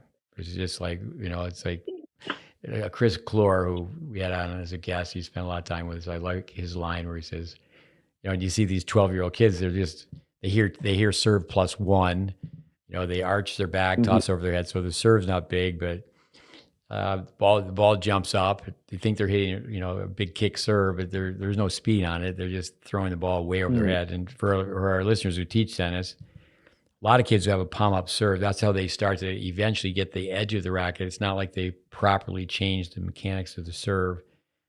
So if someone has palm up and they arch their back and toss over the head, now the racket's on edge and they hit a blooper over the net, and because it is going high, it bounces high. But what Chris says is that they're just trying to launch a missile. It's like there's no backhand anymore. They're just teeing off on it. And you go to a junior match, you don't see volleys, overheads, approach shots, conventional approach volleys. But yeah, equipment change. Yeah, I mean, again, like I said, I tend to have quite ease at making things very complicated. But this is about where my stance is, that whether it's fortunate or unfortunate, tennis has to be consumed, right? And it seems like the consumers like what they're watching at the moment. It's the entertainment sport. And that's what's difficult, because tennis is more popular now than it's ever been. But the way it's played, the average person watching doesn't care whether it's serve +1 or whether it's approach to the net. And Wimbledon has actually slowed down their surface so that they could get some rallies. They want this version of Wimbledon, whereas the version of Wimbledon that I grew up watching was not this, right? You'd play a set for, let's say, 45 minutes. Everybody would be holding serve. For one game in that set, somewhere one person gets sloppy, or in the tiebreak, you serve a double fault, you shouldn't, you miss a first ball, you shouldn't, and the set's gone. So the pressure on your concentration is through the roof. Guys are getting fried mentally, but technically not that difficult to hold your serve because the court's helping you so much, right? And then I felt like the turning point was like that Sampras-Ivanisevic match, where people were like, whoa, man, we just sat through 5 hours of watching, the rally length of like 1.3 shots. And Wimbledon was like, we got to dial this back. And then Roger even went from his first Wimbledon serving and volleying to like the last Wimbledon, he's like 70% of the time he's on the baseline, So it's sort of what the consumers have said. They like to watch people just rally back and forth and go about it. But certainly the way I would like to see tennis played is where you could be rewarded for being a good baseliner, but also be rewarded for being someone who has skills from the service line forward, and that would be my perfect case scenario. And to a certain degree, Alcaraz has made it more appealing to come forward again, because I think what's happened, you get to the point where everybody just sits way back behind the baseline and you're just rallying the ball back and forth, and it becomes, a match that is really won in the gym. Who's going to last the longest doing this? I think what's happening now, well, I don't want to play this style of match every time I play. So I'm going to find ways to take advantage of someone who sits deep. I'm going to try to find ways to get points shorter, take advantage of the angles up at net. So I do think it's tending to go a little bit more into the direction of let's get up there, but not in the way that we've grown accustomed. Again, like they're going up there to sort of finish points versus going up there to apply pressure. And again, what some of these guys can do with a racket and string combo, it does make it daunting to run forward sometimes. I heard you say once that players now they're playing the same way on every surface, and sometimes the grass is slower than the clay.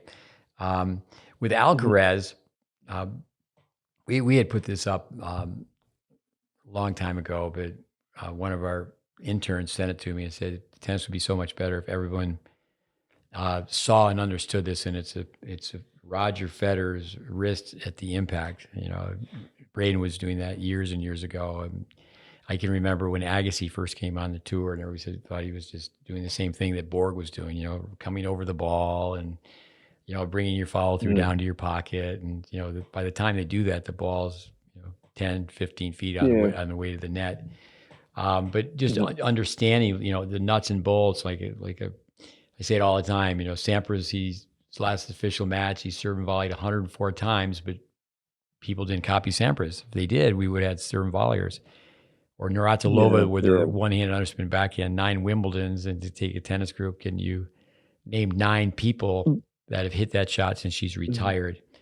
But Alcaraz, I mean, there is charting, there's more drop shots than approach shots sometimes, but he has such a fundamental base. And I think coming back to early childhood development, I think all over, you've been traveling so much, but tennis here in the U.S., I mean, basically lessons are like $100 an hour now. I know there's been inflation, Mhm. cost of living and such, but I know you and I've talked about that before. But you know, I just think that, say yourself in South Africa, certainly, people would want to hear what Raven Klaasen has to say about junior development.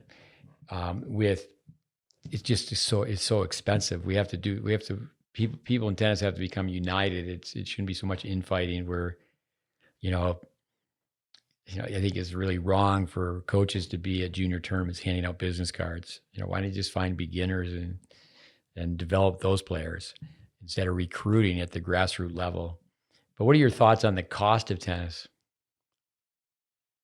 Yeah, I mean, for the parent, probably the biggest hurdle in getting your child involved in tennis. I think obviously the kids have very little idea when they're young what it takes to play tennis. If you were a parent who had an athletic kid and you had to sort of like go through the spectrum of things that you would want them to do, you'd have to have a massive love for the game to choose tennis above some other sport codes. I mean, in South Africa, we have a great infrastructure for rugby. We've got a great infrastructure for cricket. You can play that at a professional level locally. Even soccer, you can do that at a professional level locally. And sort of all the steps are there on the way up. They've got from grassroots all the way through schools, high schools, and semi-pro to pro in South Africa locally. So those and those are cost covered sports, right? The schools and the clubs and the stuff carry a majority of the cost. So to really get someone to say, well, why would I choose tennis above these sports codes? There'd have to be a reason. And oftentimes, if someone is not very passionate, they can't find that reason. So it'd be fantastic if we can bring the cost of tennis down somehow. But again, seemingly it's not easy to do. I think many people have thought about that, and you've got to be creative about how to get that number down. Because trying to sell the idea to coaches like, hey man, you should be charging less is going to be a hard sell, I think. No, I think that you said it well. The burden is on the family. I mean, it's a lot cheaper to take a busload of kids, sharing that expense to a team event versus the parents. For years and years, I found ways to do volunteer free coaching, and that's one thing. That's not that difficult, but actually funding someone to go to tournaments. You think about transportation, and then there's restaurants or accommodations if it's an overnight situation. But yeah, that's I think that's where some of the crazy tennis parents. I mean, I think there's three types of love: soft love, tough love, crazy love, and there's good crazy. I mean, it's crazy for us to be here at 1 a.m. and get you up at 5 a.m. But that's what it takes, a little bit of craziness and that extra push. But I think parents are afraid to be the teacher, afraid to be the coach, afraid to be proactive. I do think that how to hit a ball. I think the parents, if they're not a technician, they shouldn't try to be a technician. But if you can feed breadcrumbs to a pigeon, you can toss balls to your kid. And what you said is, you got to make it fun. I think say Carter, Reagan's a little bit young, but is still be teaching really good mechanics, but develop the player that age as an athlete. And that's where, like you've already said it, you've just, cricket and squash and cross country, and you did all these different things and still be exposed to tennis, but not where it's about, your ranking and, these tournaments and such. Maybe by the time a kid is,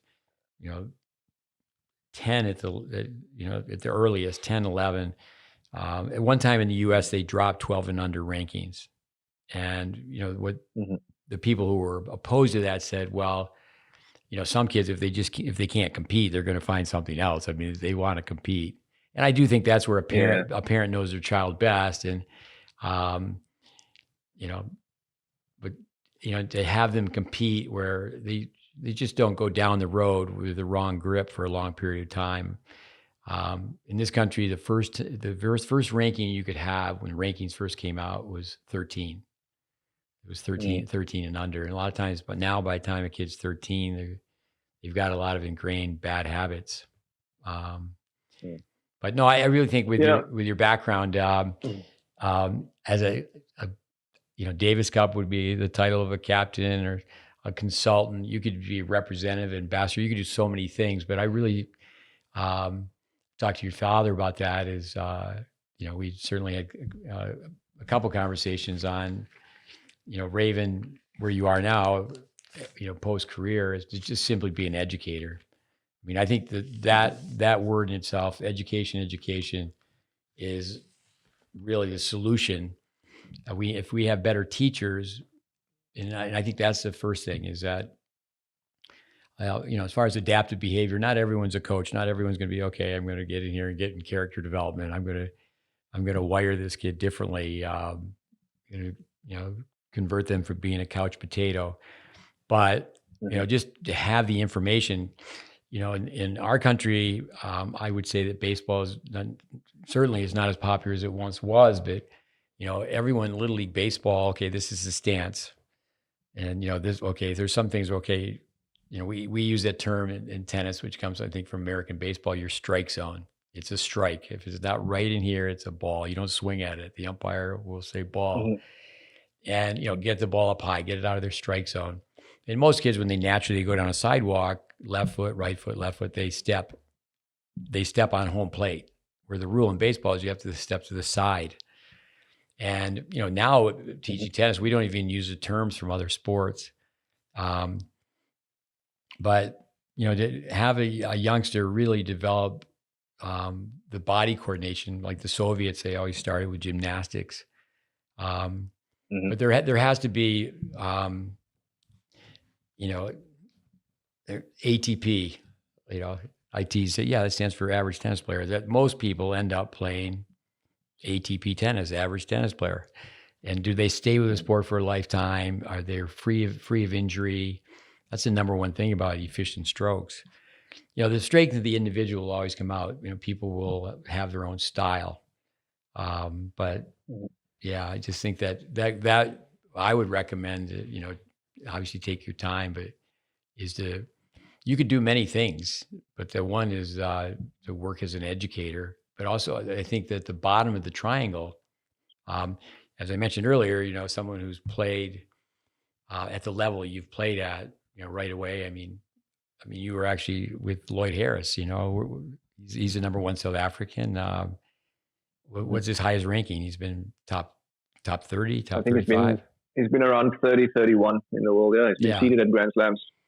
So, it's not like you're starting in the trenches with that. Your first job, you're not playing this year's U.S. Open, and you're there with Lloyd Harris on the center court. We were playing against Alcaraz, but obviously with your own kids. But I just think that when it comes down to education, I think the number one thing, people say, well, tennis at the club, tennis at the park, tennis at the schools.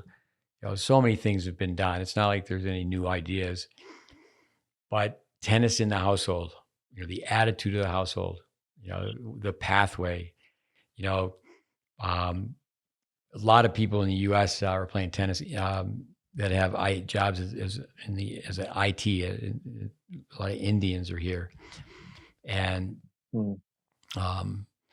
with years ago, you actually played tennis with Leander Paes, correct? I did play 3 months worth of tournaments with him. Yeah. Yeah. So Leander had a really solid base. Simon Rogers, who went to Tennis Tech, was in the loop. His dad was the CEO of Nabisco, and it was called British Britannica Arbitrage Tennis. And the idea was, in Indian tennis, they wanted people to know what Mrs. Armitage was all about. I know she passed away a few years ago. Where you can bring your kid up, kind of like Wayne Bryan with his book. Your kid, the Renaissance kid. Your kid can be a scholar. Your kid can be in the arts. They can be, say, the Bryan brothers, a musician. They can also be an athlete at the same time. But yeah, I think that would be something that we're trying to to create a roster. If we could just get 1,000 people, we aspire to be a tennis teaching organization. And we're asking people, okay, if you would give us $10 a month. But actually, I'm talking to other people that we just need to do it at a much higher level. And the work of, say, just Vic Braden, it stands the test of time. It's relevant. It's physics. It's not going to change. I mean, I love how you say, square the ball up at the hit. That to get people on the same page, in other words, people say, yeah, the coaches are on the same page. I go, no, they're not even from the same book. And, you don't really teach tennis out of a book, but can we just agree on, I just start with the alphabet that this is A and this is the shape and this is the sound. So what's on the agenda for today with Raven Klaasen? When the kids get up, is Carter in school? Yeah, they just came out of their last little mini vacation before our last stretch, and then our summer vacation. And Reagan actually just popped her head in here for a split second, but she was quiet and left, so that was good. Yeah, so I see they're up. I'm on daddy duty trying to figure out how to entertain them today. They off to school, but they'll only be there for about 3.5 hours, and then the rest of the day probably set up an obstacle course, let them run and burn a little bit of energy, and then try to figure out what I'm doing next in tennis. And like I said, my wife's back at work for a little bit, but it's nice. It's nice to be home for a while and just soak up being dad. And I still love the game. I'm still watching what's going on tour, staying in touch. But for now, just a couple of months of this, and then really try to figure out what I do starting next year. So is the obstacle course creative? Yeah, it's a little jungle gym that we've built in the yard, and then I have some like rings from gymnastics tied to a tree, and then I've got a swing that they swing around in, and trampoline, and I run them through some exercises, because if you don't, then the energy level stays too high and they end up driving us nuts. So I think it's sort of like a creative entertainment. With the technical side, I think Dennis Vandermeer, a South African, he used to call kids as little buggers, and he used to use trickery. They have their wants, and once you find out what they want, say no. I always tell parents, you don't really want to be your child's buddy. You can be friends, but don't be buddy until they're an adult. And if you do this, you can do that, and say, okay, treat them just like an employee. I mean, sugar is a drug, but I mean, sugar is very powerful. I used to do tennis for Todd's class, tennis for tykes and parents alike, and those little, what are they called? Tic Tacs, an impulse item. Where you're at the grocery store about to pay the cashier, and I think 40. I haven't done this in a while. There's 40. I used to travel and go to a club and train the coaches, and there would be one session on teaching the tiny tykes. And I remember this one mom, kids hitting off a tee or a baseball tee, a cone, and hold your balance, shake hands with a giant, tap your toe 3 times, and then count to 3. And then you give them, and then you say, well, you do that 5 times, I'll give you a tic tac. So this one mom, the kid does it, they're 2-1-2, 2 hands, 1 hand, 2 hands. They're catching the racket, their follow throughs up high. They tap their toe 3 times, they count to 3. And the mother gives the kid 40 tic tacs, just gives them the whole case. I go, no. Haven't you ever seen how they train the seals at SeaWorld, and they do this trick and do that trick, and they get a fish? Welby Van Horn, he had so much mini tennis played, and he really wanted to hold back people learning how to serve, because he didn't want them to be able to play a game, play a regulated game from baseline to baseline. And how he taught the serve is you just put the racket in the tray position like you're working at Pizza Hut, and he said just toss and tap. But it's just genius. By doing that, the players the young players had a low toss. They ended up on balance. They had rhythm. And then he said, well, I've taught you the beginner serve. We're going to do this and we're going to do that. And then we're going to teach you the championship serve. And right away, I mean, the kid doesn't want to they want the championship serve. But playing loads of mini tennis with, but the old game, Simon says this, Simon says that, Simon says do this. And then you don't say Simon says. Vandermeer, he was such a genius. He spent a lot of time, because he was in the military. I remember my father, stories where, in the military, they teach a lot of people at one time. So you learn group dynamics. But Vandermeer, I exchanging text messages with Sujay Lama. I'm going to get him on the podcast. He worked for Vandermeer. We needed to go back and talk more about Dennis Vandermeer. But Dennis went to elementary schools to watch teachers. I mean, it's not easy to take a group of 6-year-olds, say, okay, we're going to go to the cafeteria. Get them all in line. With Dennis Vandermeer would take a paper cup and have the kid hang on to the paper cup, just like you would hit a volley, and then you would toss the ball, and the kids just get a big kick out of catching the ball in the cup. And just there's so many different ideas. I think something that's really set tennis back. There's a lot of positives to this thing called game-based training. But I think what's really gone away is form-based. Carter should have a two-handed forehand. Where is he a righty or lefty? He's right-handed. Yeah. So, we have a clip on Tennis Intelligence Applied. The right hand's on the bottom for the forehand. It's on the bottom for the backhand volley, two-handed, backhand ground stroke. It's on the bottom for everything but the forehand. The only time you switch. And, the player in the history of the game, I think Gimelstob was a player who switched his hands. But, I mean, you think of Pancho Seguro or Monica Seles, they hit cross-handed. And so it's definitely a developmental play to have a two-handed forehand. Just to have a young kid go up against a wall and you take a pencil. And, Vic Braden used to have, it looked like a candy cane. Don Leary, the word pitcher method. The candy cane. And you just go right up to the fence and you trace the swing. And I think now the technology is a positive thing. Is to get a tripod, get a camera, and, you have Carter.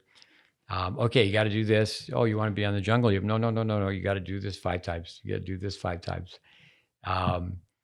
With those foam balls, I know when my 2 boys were really young, I used to do this thing where they had to tap the balls together 3 times, put the ball on their head, and then they could throw the ball at each other. And then in doing that, you're teaching the throwing motion. You progress a little bit down the road, say a kid is a little bit older, they're 6, 7 years old. The people making the rules, actually, when someone serves, they shouldn't have to get the ball in the box. Okay, this is how we're playing. This is how we play developmental tennis. You have to you stand on the baseline and you just serve, and the ball can go anywhere on the other side. Because when a little kid is trying to get the ball in the box, it's like having a little kid try to ride a really big bicycle. It just doesn't work. They put the palm up. No matter what you tell them, they just want to guide the ball in the box. I could ramble forever. Christo Schultz called me up not too long ago. We had his dad on, Bud Schultz, like Eric Buu. He was a Division III player, did really well on tour. He wanted to get a couple of those GreatBase backboards, but he was with us and he filmed incognito 50 boys, 50 girls, 12 and unders. Here in the U.S., over 90% of the kids had some version of palm up, and over 90% of the kids had some version of a Western grip. And I tell people it's the invisible tsunami. Academically, the invisible tsunami is your GPA and your SAT scores. A lot of times, the coaches recruiting juniors don't see that, but the invisible tsunami. Let me ask you this question. I know Andy Fitzell would say this: is that on the tour, there's players that have holes in their game, but they're great specimens physically. Doesn't mean they're huge, but they can run like a deer. They can compete. So that we get people to hit the ball. Okay, they have good looking strokes, but so the 3 M's: mind, mechanics, and mobility. And there's a lot of people that their mechanics are really lacking. Why don't you just make a couple more comments and we'll sign off. What do you think of that comment as far as there's players that have holes on the tour? So yeah, I mean, I can say a lot about that in terms of what separates your pro from your amateur. There's a lot of players that I've seen over the years that I would consider amateur, not in their ability, amateur in the way they think about the game, right? Because the only difference between amateurs and pros comes with pressure. Like, this is all I do to support myself, right? I don't have a secondary option, so I have to make this work. Um, in terms of the the way pro tennis is played, is that can you hide your shortcomings enough times to be successful? Because the one person has no chance at getting to number one in the world, but they can have a fantastic career being ranked 40 or 50 in the world, make a ton of money, do what they love, see the world, and be set up for life after that, right? So it's really comes down to what your potential goal or upside is. Because if you building a player from scratch and you want to go up against Alcaraz, well, palm up, forget about it, right? Open racket face, forget about it. You're gonna be at such a disadvantage that you'll never be able to compete. But let's say, for instance, you swing the racket fantastically on your backhand and forehand, you can really run around, but you have a palm up serve. You're probably going to run into some players who can return the ball at a high enough level to beat you. So you're stuck when you're playing against a good returner, right? But if you play against someone who stands way back and doesn't put any pressure on the return, they're just going to start the point and you into a rally, which puts you on into your strength, right? So you then theoretically have them. When you get these draws, I'm stuck. When I get those draws, I thrive. And then you build your career around that, which is what's fantastic about watching the sport in general. Like, there's very few times when I look at a tennis player and go like, wow, there's not really anything to do today. But for the most part, it's trying to like lean into your strengths and hide your weaknesses. That's what players do in most sports. And if the player is mature and calm enough to sort of be aware of what their strengths and weaknesses are, they generally tend to maximize that a little bit better than someone who's not sure of what they do well and what they don't. And then if you are blessed with a body that doesn't get banged up too often and is quite athletic, then you can really sort of maximize that for a period of time. So when you put those three M's together, yeah, the mind is gonna really help you with real time thinking, decision making, and also just consistency over time with being a professional. Your mechanics is really going to be the one that either allows you or limits you, because if you can put your mind in place, then you have the body, but your mechanics don't allow you, you're limited, right? So you're going to be frustrated because you've got these two areas that can compete, but the one holding you back, right? And like I said, if you have your mechanics in place, then you don't have the mobility in place, then you're also going to be limited. But for the most part, our sport is still skill based first, right? You still have to be able to get the mechanics side of things right. And if you can lock that down early, if you're in the percentage of the population that are already thinking about playing pro, you probably have a decent mobility base, so you should be able to improve that, with the work of people who understand movement and mechanics and of the body. And then your mind, it's becoming more popular these days to have people who coach you on how to use your mind, not just for competing, because I always had the mind as like, I compete hard, so I'm mentally tough, which is actually not the way the mind works. It's actually, well, how do you respond in situations? How do you prepare? How do you recover? So you're using your mind the same way you use a serve. Hey, I have to be aware that my player, I'm probably going to, I'm up a mini break. So these are the times when I generally have a lull when my opponent raises their level. So you then start to use your mind, not just in a fighting competitive way, but also like, I'm managing situations out there. I'm making decisions that are beneficial to me on the tennis court. And generally, when you see great players, they have all three of those locked down to a pretty good level. But your general player, you'll see some people that are very talented with their mechanics, but they can't keep it together under pressure. Or you'll see somebody who has no mechanics, but physically is a specimen. So they're like, well, I can't hit the ball past you, but I can hit it in the middle of the court and run, and I won't get tired. So effectively, there's multiple ways to be a pro, and if you really want to get to the top end of the spectrum of tennis players, that's when you really need to kind of holistically approach your game. Like, well, can my body hold up against these guys? Can my mind hold up against these guys? Can my mechanics hold up against? And that's where you see the differentiation in talent. But anything lower than that, it's sort of you maximizing your strengths, hiding your weaknesses.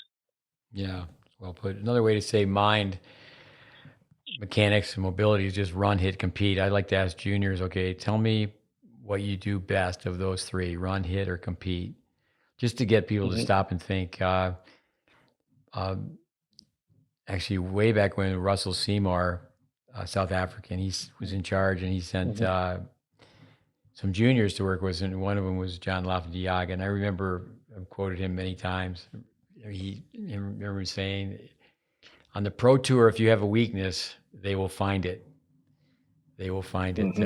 For the, so many people with Vic Braden, and I know you had a chance to, with us, spend time with him. Vic, he's just Uncle Vic. He would never say this in front of a kid, but the kid has left, and he goes, "That poor kid, he's lucky to find the bathroom." And he was referring to their technique. Now another one, Vic would say, he's a funny guy, that kid's game, he has no game. And then it's, not to be negative, but it's just like, whoa, to be positive, like, hey, you can get this done. You got a few things to work on. First time I went to study at Vic's place, he had a tennis school, and went back 6 months later. I ended up going through that school 10 different times, even 10. I went through it as a student and was working there as an employee. And then I took students to it. So a guy had been there the time I was there. 6 months later, we were the only two repeaters. And he had a roll on the forehand like a wave on the ocean. The racket face was open, and turned it over. Ask kids all the time, were you early or late? They always go, I was late. I said, no, you were early. By the time you hit the ball, your strings were facing your shoes. And so anyway, Vic was giving the guy a lesson. And I raised my hand. I said, well, why wouldn't you change his grip? And Vic said, hey, he was here 6 months ago. He didn't change his grip after I told him the first time. I'm not a toad. Now I got to work within plan. I got to work within his game. I got to go with plan B. But here's one, to really know Braden, the age, you don't hear this anymore, but if someone had an open racket face, Vic would say, they're going to be dead in the water. And that expression comes from World War II, where the soldiers, the U.S. Marines off the PT boats, were storming the beach of Normandy, and they're running into gunfire. And so that's what Vic thought about someone having an open racket face. His idol, Jack Kramer, he said that if he played somebody who had a continental grip on the forehand volley, and lost, he would go back to the hotel and break the furniture. You read Vic's book, his first book, Gonzalez, under pressure, Jack Kramer knew he was going cross court, and said, that's how I could build a tennis club and buy a golf course. I hear your kids in the background. I really appreciate you being on. And again, congratulations on your career and retirement. I'll be in touch. I mean, I think with your background, I say with us, but your background with the information, we do have a network, but there's not many people from our network that, have been on center court Wimbledon. And, people would listen to you that not just, the Davis Cup or coaching at the majors and coaching world-class players, but, and I think really the biggest thing in the triangle, we talk about taking it to the house is educating the parent. The parent, educate the consumer, the caca de toros, the BS detector that, I don't want to be doom and gloom, but if the person teaching, I did this just today, at a country club or a tennis club, the blind's leading the blind. So many times the young person who plays some high school tennis, they have a personality, so young boy here from Mississippi, I went through that and said, I said, okay, here's the grip stick, or explain the grips. And, he did fairly well. He gave himself a B. And he was very nervous and struggled. And I said, no, keep going. And he got through it. But yeah, I mean, that's, another South African, Warren Pretorius, really smart guy, tennis intellectual. He has tennis analytics. And I've told him several times, he was a guest on our podcast. The analytics that are never mentioned are the numbers for the grip, the numbers for the swing pass. I mean, how low does the racket go? How far away does the racket go? What's the angle of the racket face, angle of the racket path? And And then even with the body, like Agassi, I mean, obviously, you're a student of the game and seen so much how Agassi would snap his legs straight and all that energy would be transferred in the shot. But most people, the people that we teach, they'll end up having a pretty looking forehand or backhand, but they lift up after the hit, which is no value. That energy hasn't transferred in the shot. But Raven, why don't you give us a closing comment? What do you have to say to our tennis listeners? Advice for parents, players, coaches? That's not a simple question. Go ahead. Yeah, it's a tricky one to go. But no, it's just it's exciting to be here, and I'm very fortunate that I got to meet you and be exposed to trying to do tennis efficiently. I think if I had a go at playing tennis the way I originally was, I don't think I end up in the same place as what I was. So it's seemingly basic idea of getting the racket swinging, efficiently and getting it into the right tracking positions. But in the long term, I'd love listeners and parents just to think about, you want to make the sport easier for yourself across, a singular point or a season or a career. And the more times you can swing the racket efficiently, the easier that becomes in the long term. There's plenty of other things that make tennis hard. You certainly want to be playing your opponents and not playing against yourself. And I would say that is the biggest thing. You want to limit what can go wrong on your side of the court so that you can affect what's happening to your opponent on the other side of the court. And keep swinging the racket clean, keep looking for efficiency, and hopefully everybody gets better as tennis players. No, that's well put. Here's something you could do. You have a little more time with retirement now is get on YouTube and type in Jeff Lewis Tennis. And Jeff, yeah, I come across him every now and again. Yeah, Instagram, I see him out there. Yeah. But Jeff Lewis, listeners, he has great content, and he tells a story. He's very proud of the fact that he was the one who first put a grip sticker on your racket. I just heard him tell a story. He goes, "Yeah, I taught that guy. I taught that guy the grips." And we use the braid and number system. Going back to Austin Krajicek. I know Brandon Flanagan, I've heard him say many times, I played that guy in ping pong and I beat him.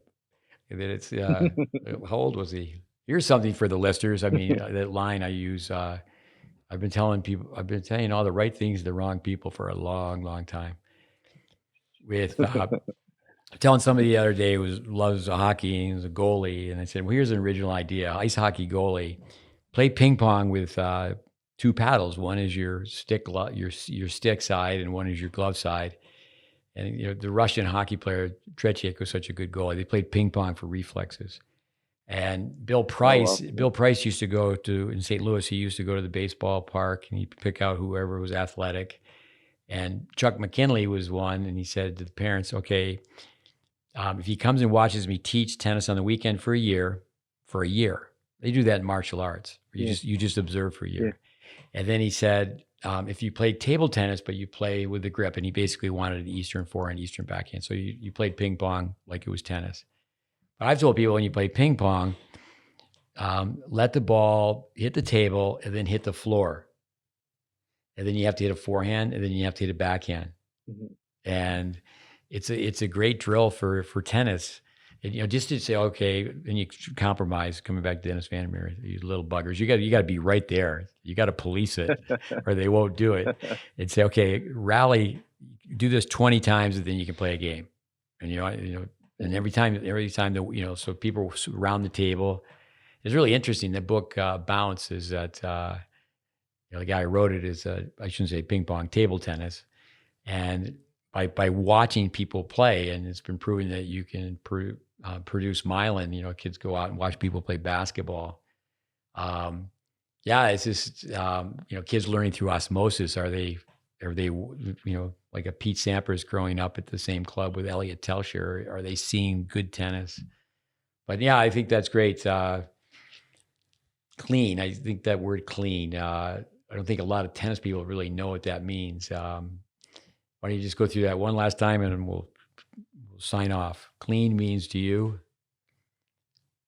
Yeah, just racket face tracking to your target. I mean, that's my time spent on tour. There's so much variance I mean, I was chatting to my dad who's playing this tournament, and he's got very little exposure to clay in his career. And he's like, man, the ball bounce is terrible. I was like, yeah, that's a clay court. You just have to adjust to that, right? So, in terms of windy conditions, in terms of changing courts, like you play US Open, the outside courts are usually a different speed than the courts inside. So guys on that practice on center court have an advantage over guys who have to practice in the park.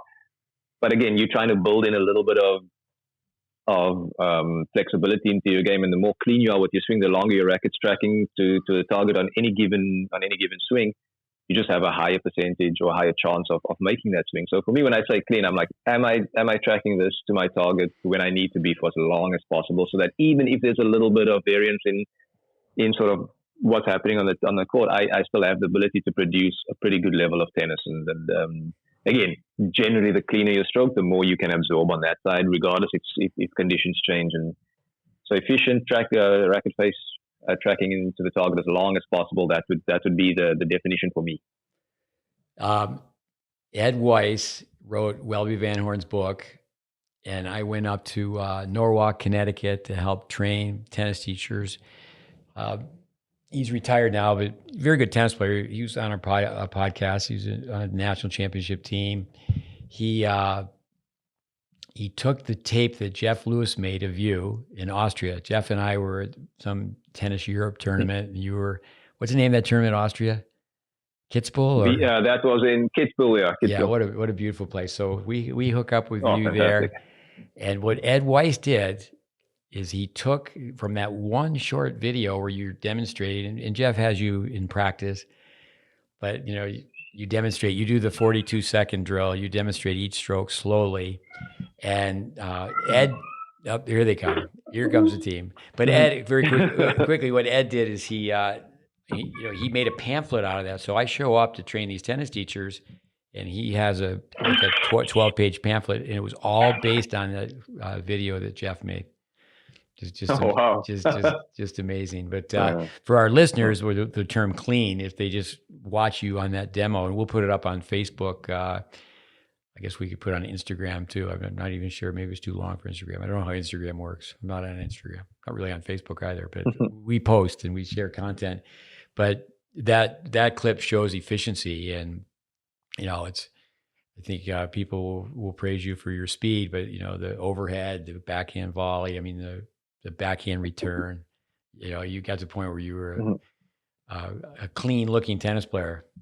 But Raven, all the best to you, Celeste and Carter and Reagan, your dad, the rest of your family. But we'll talk, and education. I think would be so valuable to help people in tennis. But that be that specialist, be that consultant, be that even the Davis Cup captain, whatever. But have to get you connected with educating parents for teaching tennis at home, making it inexpensive, and just no substitute for a good beginning. But thanks so much for being on. It's always great to catch up. We got to get you and Carter over here hitting some balls. Thanks, Steve. Thanks for having me. Always fun to talk tennis. Yeah, awesome. You're the best. Adios, amigos. Yep. Cheers. Bye. Thank you very much. Yeah. Take care. Bye-bye. I heard his kids in the background. Another podcast in the books, Raven Klaasen. What a class guy, world-class human being. Great communicator, but he's very, very knowledgeable. And with, we have to keep on keeping on. I was told that just today by Steve Campbell, tennis director here. Comes from some musician, some singer, keep on keeping on. But it's to me that just say that is that he's a ATP professional that, like say Austin Krajicek is someone that we worked with so much from the ages 7 to 12. I mean, I worked with him when he was a college player. I was on the tour a little bit with him, but when you work with someone like say Raven, he's 18 years old. You just have a little better recall for what was done in the early days. Like say Rob Krajicek, he would have a better idea of the early childhood development phases than his son would. Just like I said about Roger Federer's. I just go with that Lynette quote all the time. When Adolf Kavoski, Seppi, you think people would say, "Okay, how was he taught?" And that quote, almost I was, let's say it's verbatim. Is when he was 8 years old, his lessons were 1 hour long, standing in one place for 1 hour on balance with long follow throughs. And, static balance, it's just gone away. But, credibility, for sure, that's a factor in tennis. And credibility, for Raven, great career. We were pulling him for him so much to win the Wimbledon title. To be that close, 5 sets. But anyway, with that, credibility means you're believable. Credibility doesn't mean you're truthful. But he's so articulate and he knows tennis. And it would be great on a worldwide basis to have parents be educated on how to make tennis productive and fun right within the house. It's like, okay, you're going to develop great technique when you're really young, but at the same time do all these things to become an athlete. And the children are the future. And so many things in this country. Tennis is under attack. Pickleball is growing in leaps and bounds, and it's easy. I was like, okay, I'm all for pickleball, and hopefully in time they have, I guess they do. Here at this facility, there's 8 pickleball courts. Steve Campbell hit a home run when he came here. The history, the managers switching, they didn't know that they had a problem with 3 hard courts because they just covered them in clay. So he got here and he dug down, and they were hard courts, so it was very inexpensive. They have 8 beautiful pickleball courts here. So I'm all for pickleball. Snowboarding came into it, and snowboarding and skiing both coexist. But with tennis coaches, learn to play tennis so you can play both. Then it all comes down to, does a kid have a ready position? Does a kid have a unit turn? Is it high, low, high? Is it inside out? And it's fun to listen to Raven talk about, the pro players and all the ins and outs, the nuances, the subtleties. But to grow the game, great base, solid fundamentals, sound character, solid fundamentals. It's the base of the triangle. Our pillars, Peter Burwash, to be successful, he says what you need to do is turn the triangle upside down. If someone wants to motivate young coaches, it's like, okay, you got to do all the things that the young coaches have to do. And, it's cleaning the ballroom, this, that, and the other thing, get your hands dirty. But I think what's happened way too many times is people in leadership positions in tennis, they find a way off the court. They find a way to carry the briefcase and not the ball hopper. But, tennis in other countries is booming. And in the U.S., tennis, in my opinion, from my position, it needs a shot in the arm. So I'm going to have more conversations with Raven Klaasen on how to get him involved with tennis education. Anyway, I'm over and out. Good night. Actually, it's good morning. And thank you, Yvonne. He's the brains of the operation. It's 1:45 in the morning, and he's flying home, see his parents. So I think he's got to get on an airplane in a few hours. Thanks for your effort, Yvonne, everybody. Good night. Thank you.